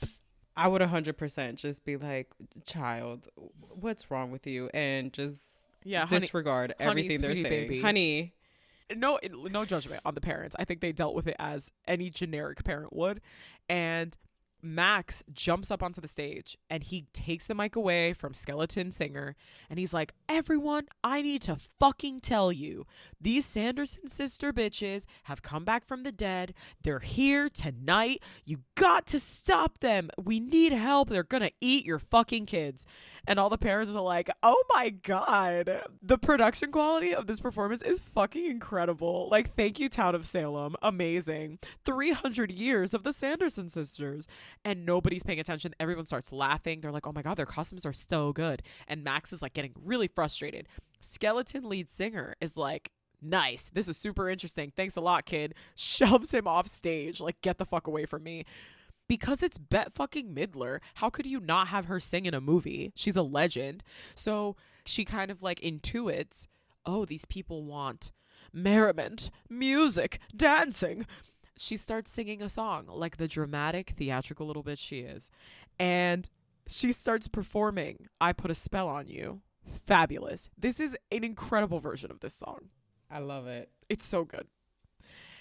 And as she is singing the song, like literally through the lyrics of the song she's singing, puts a spell on the entire party to keep them dancing forever. This part I thought was like really sinister. I was watching it with Ryan, and I know this is a Disney movie. I know they've already done and said a bunch of inappropriate shit that feels like it wouldn't land in a Disney movie today. But she's like, dance till you die. And it's like very dark. It like feels so like, ooh. And everyone's loving awesome. It. Yeah. And like all the parents are just like, nice. Fuck yeah. Can't wait to dance forever. And like, and she's just like, she's condemning the entire town to death. And you're kind of thinking like, is this to get the kids, or is this to get like revenge on this town that like sent her and her sisters to their death? Like how many layers does this have? Because it's just so sinister. I mean, I just think they're evil. I just think they're evil and doing shit to be evil. And obviously to help them in their end game. Hold on though. So their performance, this is a bop. And they're killing it. They're the backup singing. And then they end it with like a mashup melody of It's a Beautiful Life. Oh. I love this rendition. It's fucking, honestly, it's like really great. They really crush it. And of course, it's one of my favorite like movie tropes, especially like in a musical, or even when a movie's not primarily a musical, but they have a scene where someone decides to sing a song, is when they just approach any musician and go, come on, let's play along. Like, they know the key, they know the tempo. Like, no one, there are never any growing pains. You know what I mean? The backing track, they've been practicing that at home for months. Like, get the fuck out of my face. They've been waiting for this finally, day. Someone is playing this very specific version of I Put a Spell on You. Amazing. What a coincidence. They finish up their song. They have cursed everyone, all of the adults, right, to dance forever. And we see that the zombie has entered the party. Zombie former lover. His name is Billy Butcherson. So Zombie Billy, that Winifred has summoned from the dead, has entered this party looking for the kids. They start fucking freaking out. But his costume looks, quote unquote, costume, looks amazing. He's the most well-preserved 300-year-old corpse I've ever seen in my life. And the parents are like, oh my God, your costume is so good. They think it's a mummy costume. The kids panic. They run out of the party. They're like catching their breath in the alley. They're freaking out. They feel super hopeless. And Allison, the only smart teenage girl ever, maybe, but definitely in this entire movie, gets the idea to lure the witches to the high school, because as they're outside catching their breath, she notices that they're next to like a discarded oven. And she looks at the oven and gets a little bright light bulb idea right on top of her pretty little head. They lure the witches to the high school. Also, why does this high school have an incinerator? The high school has a kiln for firing ceramics. A kiln for they're doing ceramics at the high school. Oh, they have a really this good high budget. school, That's my dude. nice. Whenever I see movies of 90s high schools, or even like if I watch a John Hughes movie, like an 80s Midwestern high school, because the majority of his movies are based like in and outside of Chicago, and they're always white kids. Anytime I see these, I'm like, where the fuck is this high school? Where the fuck is that place? That's not where I went. My high school barely had a gym. No, I'm messing with y'all. It had a gym. It wasn't a nice one. They invested in their gym. I'm always shocked to see, like, where were the resources? Can we discuss the policy choices that led to us not having ceramics in high school anymore? Anyway, so I'm sure there's lots of interest in northern New Jersey for ceramics. You never fucking know, dude. They used to have shop class. They used to have mandatory home ec. We used to have a shop class where it wasn't an elective. We had home ec in middle school. I didn't fucking have home ec in middle school. And that was only 5 years apart. We had an economics class in middle school. Now you want to make me mad? You mean I had to learn all this shit at home? It's fucked up. No, I had to teach it to you. That's fair. Paola was my home ec teacher. Yeah, so anyway, rather than talk about the dissolution of adequate funding for public school education, we're going to go ahead and talk about how awesome this fucking high school was. And also, none of the doors were locked.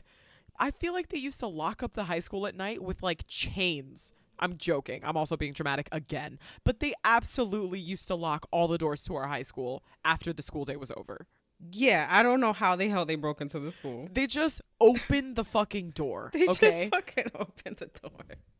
Literally, what? Like, is the janitor taking a nap? Where? Like, anyway, the witches see Thackeray Banks the cat, and they follow him because they know that the cat knows where the spellbook is. That is ultimately what they're trying to get. They would love to fuck with these kids as a matter of revenge, but they, above all, need to get the spellbook so that they can create their potions, right, for eating some delicious little kids. He's luring them. It's on purpose, right? So they follow him into the kiln area, the ceramics oven, where they are ultimately trapped. The kids lock the door from the outside, fire up the fucking kiln, which doesn't set off any alarms, is very easy to do, and you don't need a special key or anything to do it. Burn the witches up. You know, witches who are magic and came back from the dead after 300 years, I'm positive fire will kill them. 'Cause I'm a fucking idiot. It worked in the Salem witch trials. I'm so upset. I love how they're like, the spellbook's protected by magic and it can't be burned. And they go, but you know who I bet can be? The witches. I bet those whose magic come from this spellbook. I bet those witches could burn. No, you dumb idiots. They burned. We see the green smoke. And the movie's over. And the movie's done. And you know what? What a nice 45-minute long movie. Just kidding. The kids get too hype, celebrate, go home. They celebrate by going to sleep. I mean, you know what? That's how I celebrate. They celebrate, they go home. Because at this point, it's like quite late at night. I think it's like 2 in the morning or 3 in the morning or something. They arrive home. Their parents are still out. And for some reason, they don't think that's fucking weird. They don't remember the fact that Winifred Sanderson cursed their parents to dance forever at the most amazing Halloween party anyone's ever attended. They weren't there. They were running out. I guess that's true. They all lay down in their outside clothes after running in the sewer, and they fall asleep. Nobody cares. Nobody fucking in these movies. cares, my dude. If you listen to our episode on You've Got Mail, you know how I feel about outside clothes and shoes in your bed. No. I do not have to accept it. This is the real horror movie. Thank you. The germs, the disease, that's the horror movie, baby. The infection's waiting for you. Tetanus, you better have your shots. Okay. So, they decide to keep Thackeray Banks as their family cat forever and ever and ever for generations to come. I think it's so cute when Danny's like, you know, you'll be my cat, and then you'll be my daughter's cat, and then my grandchildren's cat. It's very and cute. like he'll just be around for their family forever. To her, that sounds like absolutely adorable, and he's probably like, no. Please.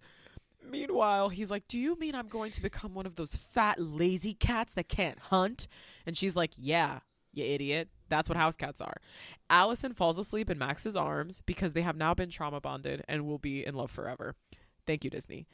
We cut back to the high school. The movie's not over, motherfuckers. The Sanderson sisters did not die. Surprise, surprise. They come across she-in bullies, Jay and Ice. Jay and fucking Ice, formerly known as Ernie.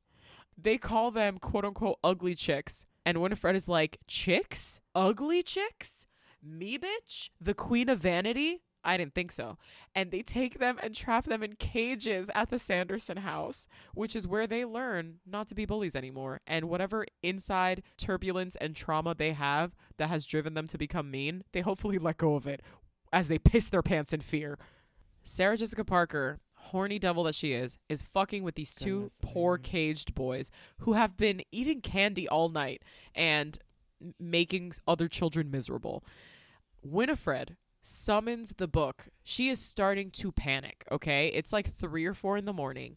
They only have until sunrise to eat some children, delicious, delicious children, before they're dust, dead forever, okay?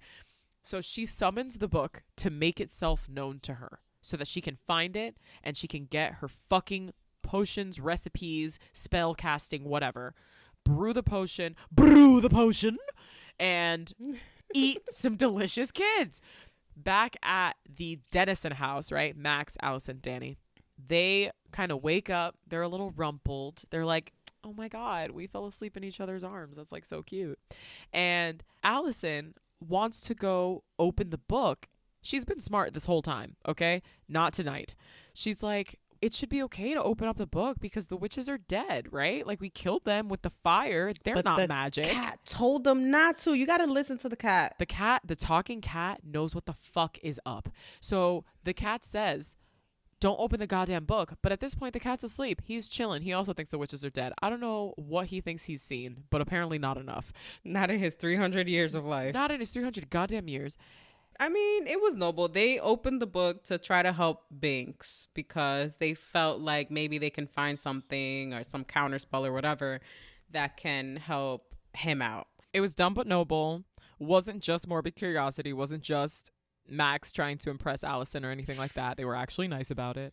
They open up the book and apparently, unbeknownst to both Max and Allison, something that doesn't seem like it's visible to them, the book is casting this like beam of bright yellow light. We cut over to the Sanderson house. Winifred, forlorn, sad, depressed. This part is like, she's like laying back. She gives me like Mrs. Bennet vibes. Like she's just laying back. My nerves, the fluttering's all over me. Goodbye, worlds. Goodbye. Goodbye. Sufriendo. And then she asks Mary to help walk her to the window because now she can't walk. Apparently she feels death. The icy cold breath of death on my cheek. She's so fucking funny. Then that's when she gets to the window and then she sees the light and now she's excited. Looks out the window and goes, oh my God. Well, that's not what she says because, it's not what she's believing in. Oh, my devils. She goes outside. She looks out the window and she's like, it's the book. The book is making itself known. We need to go find it. Earlier in the movie, as they were on some of these random escapades through Salem, someone stole their brooms. Again, this town is just like white privilege and mischief. So they go into the closet of the Sanderson house that has been turned into a museum. So it's got, some more modern like cleaning supplies. Winifred grabs the last broom that remains. Sarah Jessica Parker, grabs a mop. I guess it'll serve the same purpose as a broom. And poor Mary, just getting ignored all the time, left and right, grabs a fucking unplugged standing vacuum cleaner. Oh my God. As she starts flying, the vacuum fucking turns on. This is a movie about witches. It's a hoot and a holler to hear her vacuuming through the sky. The logic does not logic, but it doesn't have to. We are suspending our disbelief. Fine. They're back, baby. They're back in business. As we cut back to Max and Allison and they're looking at the spell book, they also see a couple of almost like counter spells where Allison's like, oh, a ring of salt can keep the witches from attacking you, or like can keep the spells from working or whatever. Binks wakes up. He jumps over and slams the book shut right in front of Allison and Max. He said, I told you not to open the book no matter what. And they said, okay, well, the witches are dead. Like, we thought it was fine. They closed the book. Too late, baby. The witches have seen the beacon of light. They know where the fuck they're going. So she grabs the can of salt because she's getting ready to walk home. She's just realized that it's about 5 a.m. And though she's like, I got to walk home. I would feel safe with some salt. And then they go into the cupboard and they have a moment. They do have a moment. They almost kiss. And it's very cute. And then they hear this massive fucking big bang from the top of the house. As they run upstairs to see what the fuck has happened, turns out that the witches have crashed into, or broken into rather, his tower bedroom and kidnapped Danny, taken the book back. The kids got cocky, and now they're about to learn another lesson. They take Danny, they fly away on their broom, mop, and vacuum, respectively. As they fly away, they fucking destroy the roof of this adorable duplex bedroom, which bothers me so much. That is going to take so much time to fix. The parents just moved. I mean, this had to be so expensive. Anyway, they're dancing until they die. So Paola has called out here, Winifred cutting through the screen with her nails is creepy. Like, as a kid, you're watching, like, the screen of this window just split in half. Like, just slice on her nail. Just slicing through with a nail. And I feel like you just picture that. Like, that and the mummy with the mouths, like, sewed together are, like, just visuals as a kid that don't leave you. Oh, those are nightmare fuel. They fuck with you. Nightmare fuel, exactly. All right, so the witches have blown out the gorgeous attic tower bedroom at Max's house. Binks is with Max and Allison. Sister Sarah sings the song Come Little Children that we heard at the top of the movie when Thackeray Binks' sister was kidnapped by the Sanderson sisters. And she's flying through the sky singing this song, flying on her mop, right? And you see it as it's like pulling all the kids out of their homes. All the parents are still at the party, by the way.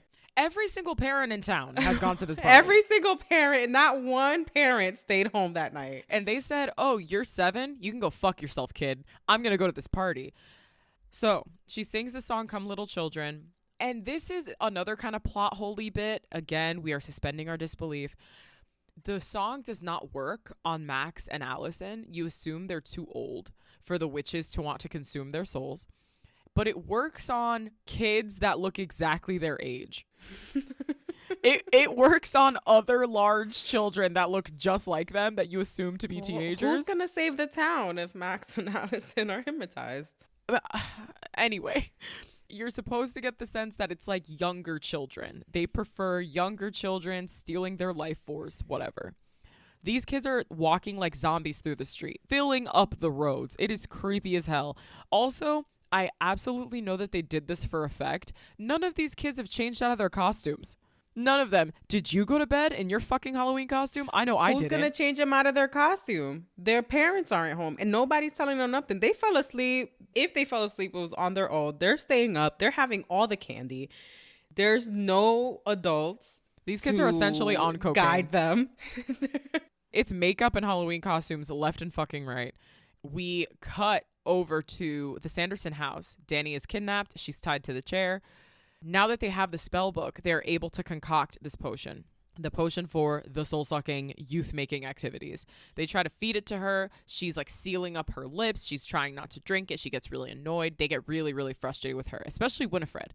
Winifred is obviously evil, full stop, period. But one of Winifred's biggest character flaws that I think leads to the conclusion of the movie is that she's got tons and tons of pride. Like, They could have made a bunch of decisions where the witches would win, essentially, and like the children of the town would lose. But she doesn't, because she is so hell-bent on getting revenge from Danny, Max, and Allison. Max and Allison have taken Max's parents' car. He's 16. I don't know if he technically knows how to drive. Maybe he has a permit. In any case, all the adults are in town, baby. They're dancing the night away. No one's going to catch him. He's having trouble driving through the fucking streets because of all the kids blocking up the roads. He finally makes it to the Sanderson home, where Allison has concocted a plan of using the headlights of his parents' car to try and trick them into believing that the sun is rising, because they don't understand what daylight savings time is. And quite frankly, neither do I. So, so Max and Allison and Binks show up to the house. They start saying, ha ha ha, daylight savings time, you fucking bitches. And the witches are like, what the fuck are you talking about? Let me consume the life force of your little sister. And he gets Allison to turn on the car headlights. It's bright as fuck. In no way the natural sun has ever risen. They didn't have HIDs yet back then.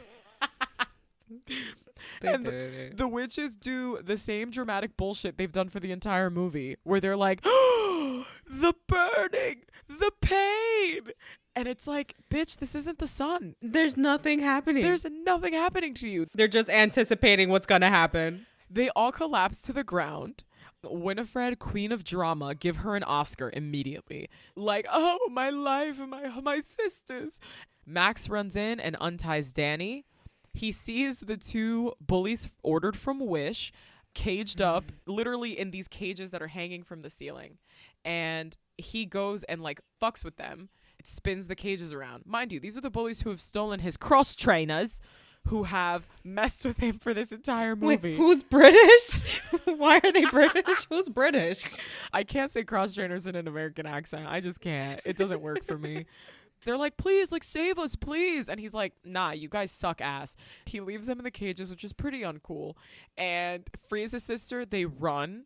After a solid 30-second head start. They fainted. They're on the ground, eyes closed. They're crying. They think they're dead. I don't know how it happened the fucking first time. Don't they know what death feels like? Plot hole again. The witches realize that they're still alive, and they have just enough potion left in the cauldron for one child.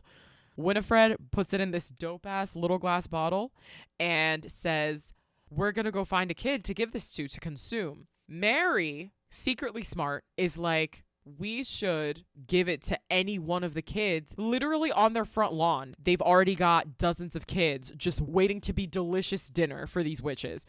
Mary's like, fucking look outside, you dumbass. We could consume any one of these kids, and then we would survive sunrise. We would be able to find them afterward and do it all again, bitch. Come on, let's think logically. And Winifred, her hubris, is like, no, it needs to be that little motherfucking brat. I'm gonna kill her ass. The clock is ticking, baby. Winifred made the wrong choice. If you're rooting for Winifred, you're pissed right now. And then Winifred elaborates, in quotes, she really hurt my feelings. She doesn't even know me. Because all of these kids have called her ugly and old and a hag. I mean, she is ugly, old, and a hag. She sure is. The sisters are like, don't feel bad. They don't really know you. And Winifred goes, I've always wanted a child. And she's crying. And for a second, you think she's being earnest before she reminds you again. She's a dramatic bitch with a lot of snazz and pizzazz. And she goes, now I think I'll have one on toast. So they go off to catch Max and Danny. Winifred is on a broom. Sarah is on a mop. Mary, baby, she is on that vacuum cleaner. They are flying up to the car. And I will quote Paola's notes. The CGI is serious. I mean, for 1993. I ain't mad at them. They're flying alongside the car. Max is driving the car. She pulls up and she's doing a little stand-up routine as she's on her fucking broom next to the driver's side window. And she's like, do you even have your learner's permit? And it's like, bitch, what fucking year is it? And then she goes, are you resisting arrest? What? First of all, this is an ACAB household, but what is this? What are we doing? Resisting arrest? Max punches her in the fucking face, knocks her off the broom. The kids drive to the ceremony. They come across Billy Butcherson, the mummy zombie hybrid. And he catches Max, and everyone's fucking freaking out. Is he going to kill Max? Is he going to hold him hostage? Is he going to take him to Winifred? At this point, flying Winifred has caught up to them. She's in the air over the cemetery and orders the mummy to kill Max. The zombie takes a knife. I'm pretty sure he's like stolen a knife from Max, like a pocket knife or something. Takes the knife, opens it up. It looks suspiciously like he is about to slit Max's throat. The zombie cuts open the stitches across his mouth. Younger me, this scene is gross. Correct. Where he's literally slicing the stitches open. It gives me the fucking heebie-jeebies. A fun fact, I read that the actor who played the part of Billy Butcherson actually held a plastic pouch of live moths inside of his mouth so that when he quote-unquote cut his mouth open, real moths would fly out. So that was a practical effect, not a digital effect, which is fucking that is dedication. Bananas. A bunch of moths and dust fly out of this poor man's mouth, and he coughs a little bit and says, "Wench, trollop, buck-toothed, mop-riding, firefly from hell." Max turns and he's like, "God damn, my dude. Hello? Where was this resistance before?" No, he's been waiting for centuries to say that. Meanwhile, Max's entire face contorts because you can only imagine what 300-year-old zombie breath smells like. That's how we find out that Billy Butcherson is a fucking ally. He's fighting the witch power. He's hanging with the kids. Max runs over to where Allison and Danny have been hiding. He lets them know, hey man, he's gonna help us. Billy has the good idea of putting Danny in his grave, surrounded by a ring of salt for protection from the witches. Allison and Max are trying to gear up. They're getting ready to fight the witches with a bat? Question mark? And I mean a baseball bat. I don't mean like a vampire bat. I mean a witch bat. A witch bat. I'm so sorry. A bitch. Beat that witch with a bat. I beat that witch with a bat. No, a baseball bat. Oh my God. Otra vez, Winifred kicks Billy Butcherson's head off because remember, she is flying either on a mop or on a broom. He has to go find his fucking head. Danny, trying to help him find his head, leaves the protection of the salt grave. Poor Danny. She's like such a sweetheart. She wants to help the already dead mummy find his head. So she comes out of her safety of the grave. Winifred takes this opportunity to snatch her up. Binks jumps up to stop her. The potion's falling. None of it spills. The cork is fully out of the bottle. Not a drop falls down. Like, Max catches the potion and chooses to drink the potion himself so that the witches have no choice but to take him instead of Danny. And then Winifred says, "What a fool to give up thy life for thy sister." And I would give my life for my sister. I would give my life for my sister. I'd beat a witch with a bat. Beat that bitch with a bat. I beat that witch with a bat.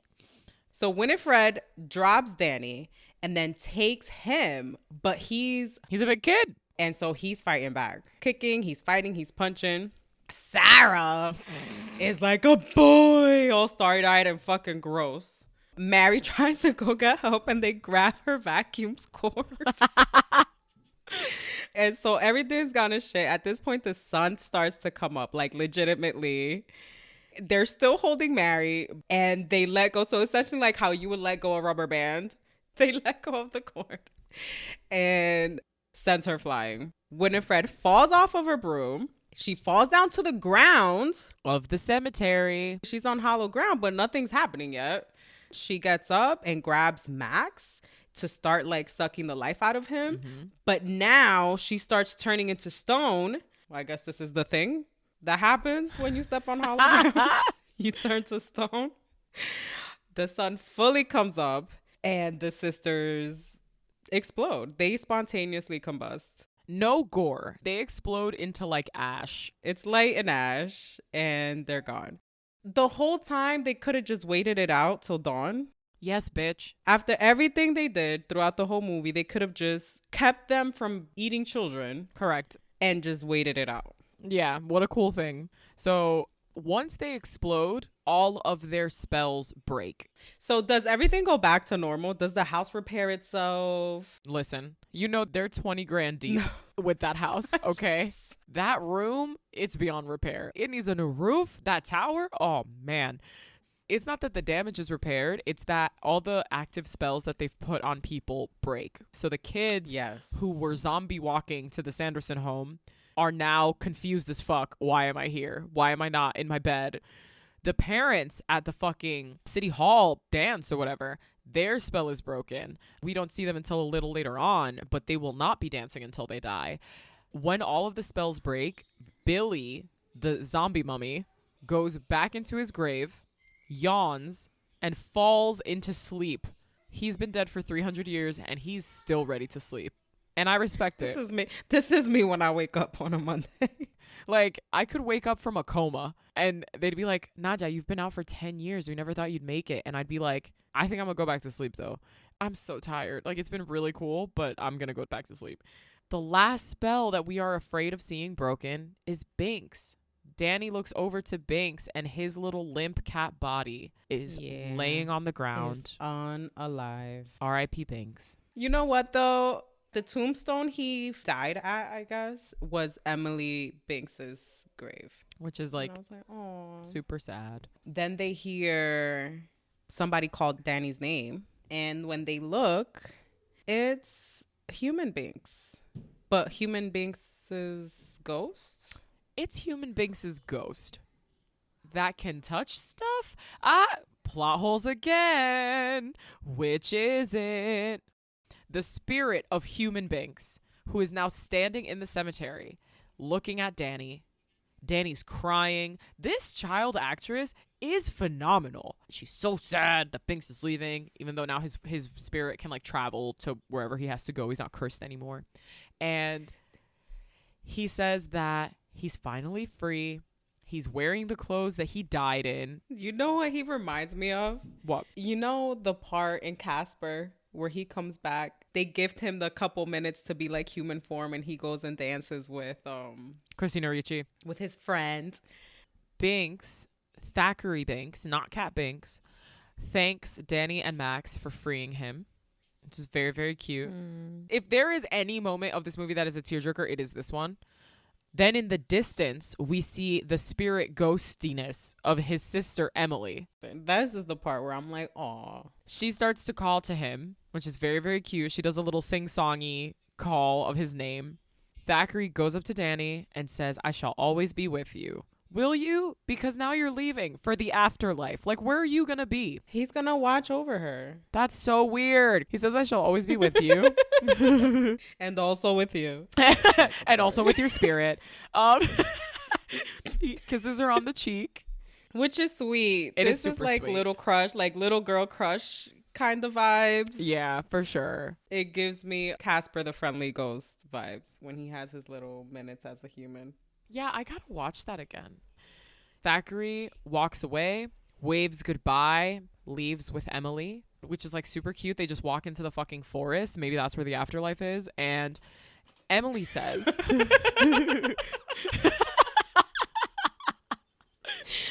the forest. Ryan just said, that's my afterlife. Emily says, Thackeray Binks, what took you so long? And he says... Because we can't let this joke die. We have to continue to remind the viewers that Max was a virgin, and he's the reason why all of this happens. He's like, I had to wait 300 years for a virgin to light a candle. And that's supposed to be a ha ha ha. You know, a thing you say to your sister after she's dead. That's supposed to be a fun goof. His little sister, who's probably also 8. I'm assuming she's supposed to understand what a virgin is. They walk off, and then you cut to black. But then it cuts to the parents all coming out of the party at dawn. Dancing spell is broken. The dad is like, and I thought LA was a party town. Because you can only imagine how fucking exhausted these parents are. Like, they've been dancing for like 9 hours straight. Are they aware they're dancing? Are they just dancing and can't control that they're dancing? Like, are they tired and can't sit down? Are they suffering dancing? Dude, I would love to know that. I don't know. We cut back to the Sanderson house where Jay and Ice, formerly known as Ernie, are still hanging in those cages, fucking freaking out. And I guess this is supposed to be a moment where we're like, that's what you get when you're a bully. Jesus, it's so dark. I'm like, can someone save them and then make them try to be better? I think you find out what happens to them in the second movie.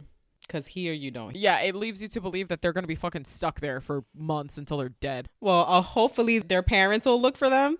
I don't know about that, Paola. They might not have parents. They might not have Ouch. parents. As we're in the Sanderson home, we pan over to the book, similar to the opening of the movie. We close on the Sanderson sisters spell book. The book is still there. That little bitch is blinking.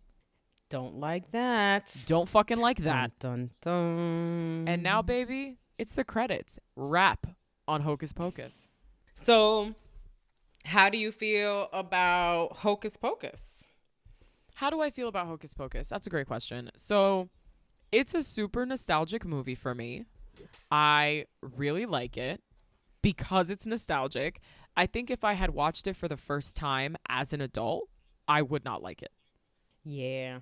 I mean, I remember it just being on kind of like growing up. Like I remember bits and pieces of it. I can't say like it ever became like a go-to movie for me, not even around Halloween. Maybe there was one movie I would watch every Halloween and that was Casper. Hocus Pocus didn't really do it for me. It was creepy. I stay away from creepy stuff from a young age. I stay away from creepy shit. And even watching it, now with my kids, they find it funny. And, a lot of the shit goes over their head. For me, it's all very cringe.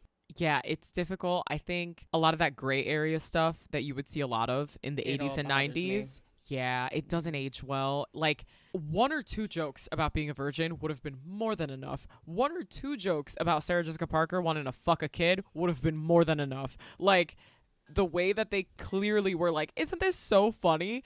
Those are the things that, of course, you have to contextualize the media that you consume in the time that it was made. I can't 100% judge a 1993 movie by 2023 standards, but it does make it a little bit more difficult to watch, I think, today.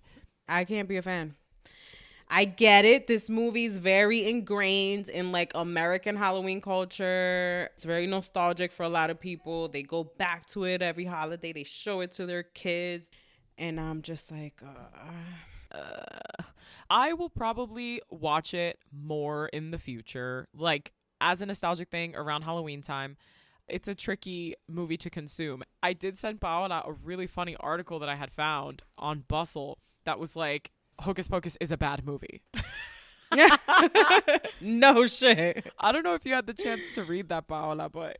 So some fun facts that I found about this film. And also this is just like IMDb facts. Totally. But I always read IMDb facts. As do I. Because I am a nerd. But the last witch trial in New England was of a mother and daughter, and they were both named Winifred. No wonder. Makes a lot of sense. And Winifred Sr., her mother was named Mary. And she was also accused of witchcraft. So maybe those stories inspired the names for the Sanderson sisters. I think so. And I know, Paola, you have a lot of feelings on like witches and the way we talk about witches in society. There's a lot of history there, right? There's so many different aspects of like the way witchcraft is defined, right? And like what defines as witchcraft, depending on where your beliefs lie. And, as far as like this time period, right? The what we're talking about, the 17th century, 1600s. The 17th century, yep. This is like the height of colonization. This is pre-revolution. You're dealing with settlers coming into places with indigenous practices. I think it was an attack on women more than anything else. When I speak specifically about the Salem witch trials and this time in history. And it demonized not just women who were considered outsiders, but also people of different beliefs.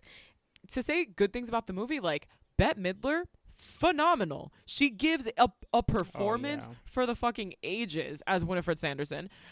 All of the child actors, amazing. Like the three of them, including Allison being smart hot girl, Max wearing a tie-dye t-shirt from California, and Danny especially. All three of them give amazing performances. So there are so many things to appreciate about the movie while still critiquing it and while understanding that sometimes people like things that don't necessarily have to be critically good. You can just like them, and that's fine. Yeah. Though I feel like that's most childhood movies we grew up with. Yeah. And I think any ones that we end up revisiting in the course of like recording a podcast, we will definitely have to reckon with a lot of the context.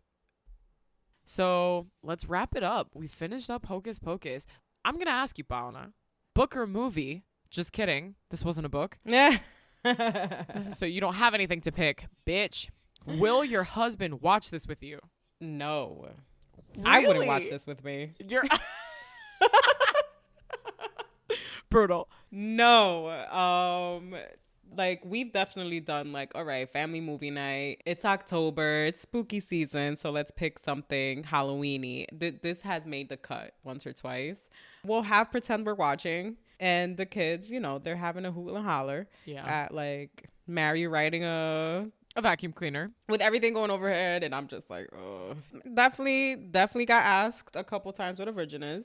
I am one to be very honest with my children. So I made that explanation the first time the question came up. Hopefully didn't have to talk about it again. But then I have another one coming of age. And so I'll probably get that question this year as he is 8 years old now. And it's probably going to be like, cross that bridge when you get to it. Oh, yeah, sure. Will your husband watch this with you? He did watch it with me. We both got a kick out of it. I mean, we were like laughing at stuff, but would we watch this like again and make a tradition out of it? I don't think he's down for that. Yeah, he just confirmed. He's not down. Not a tradition. Watching it once was enough.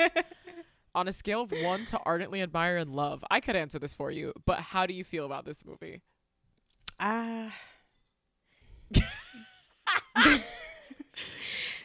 Okay. How do I feel about this movie?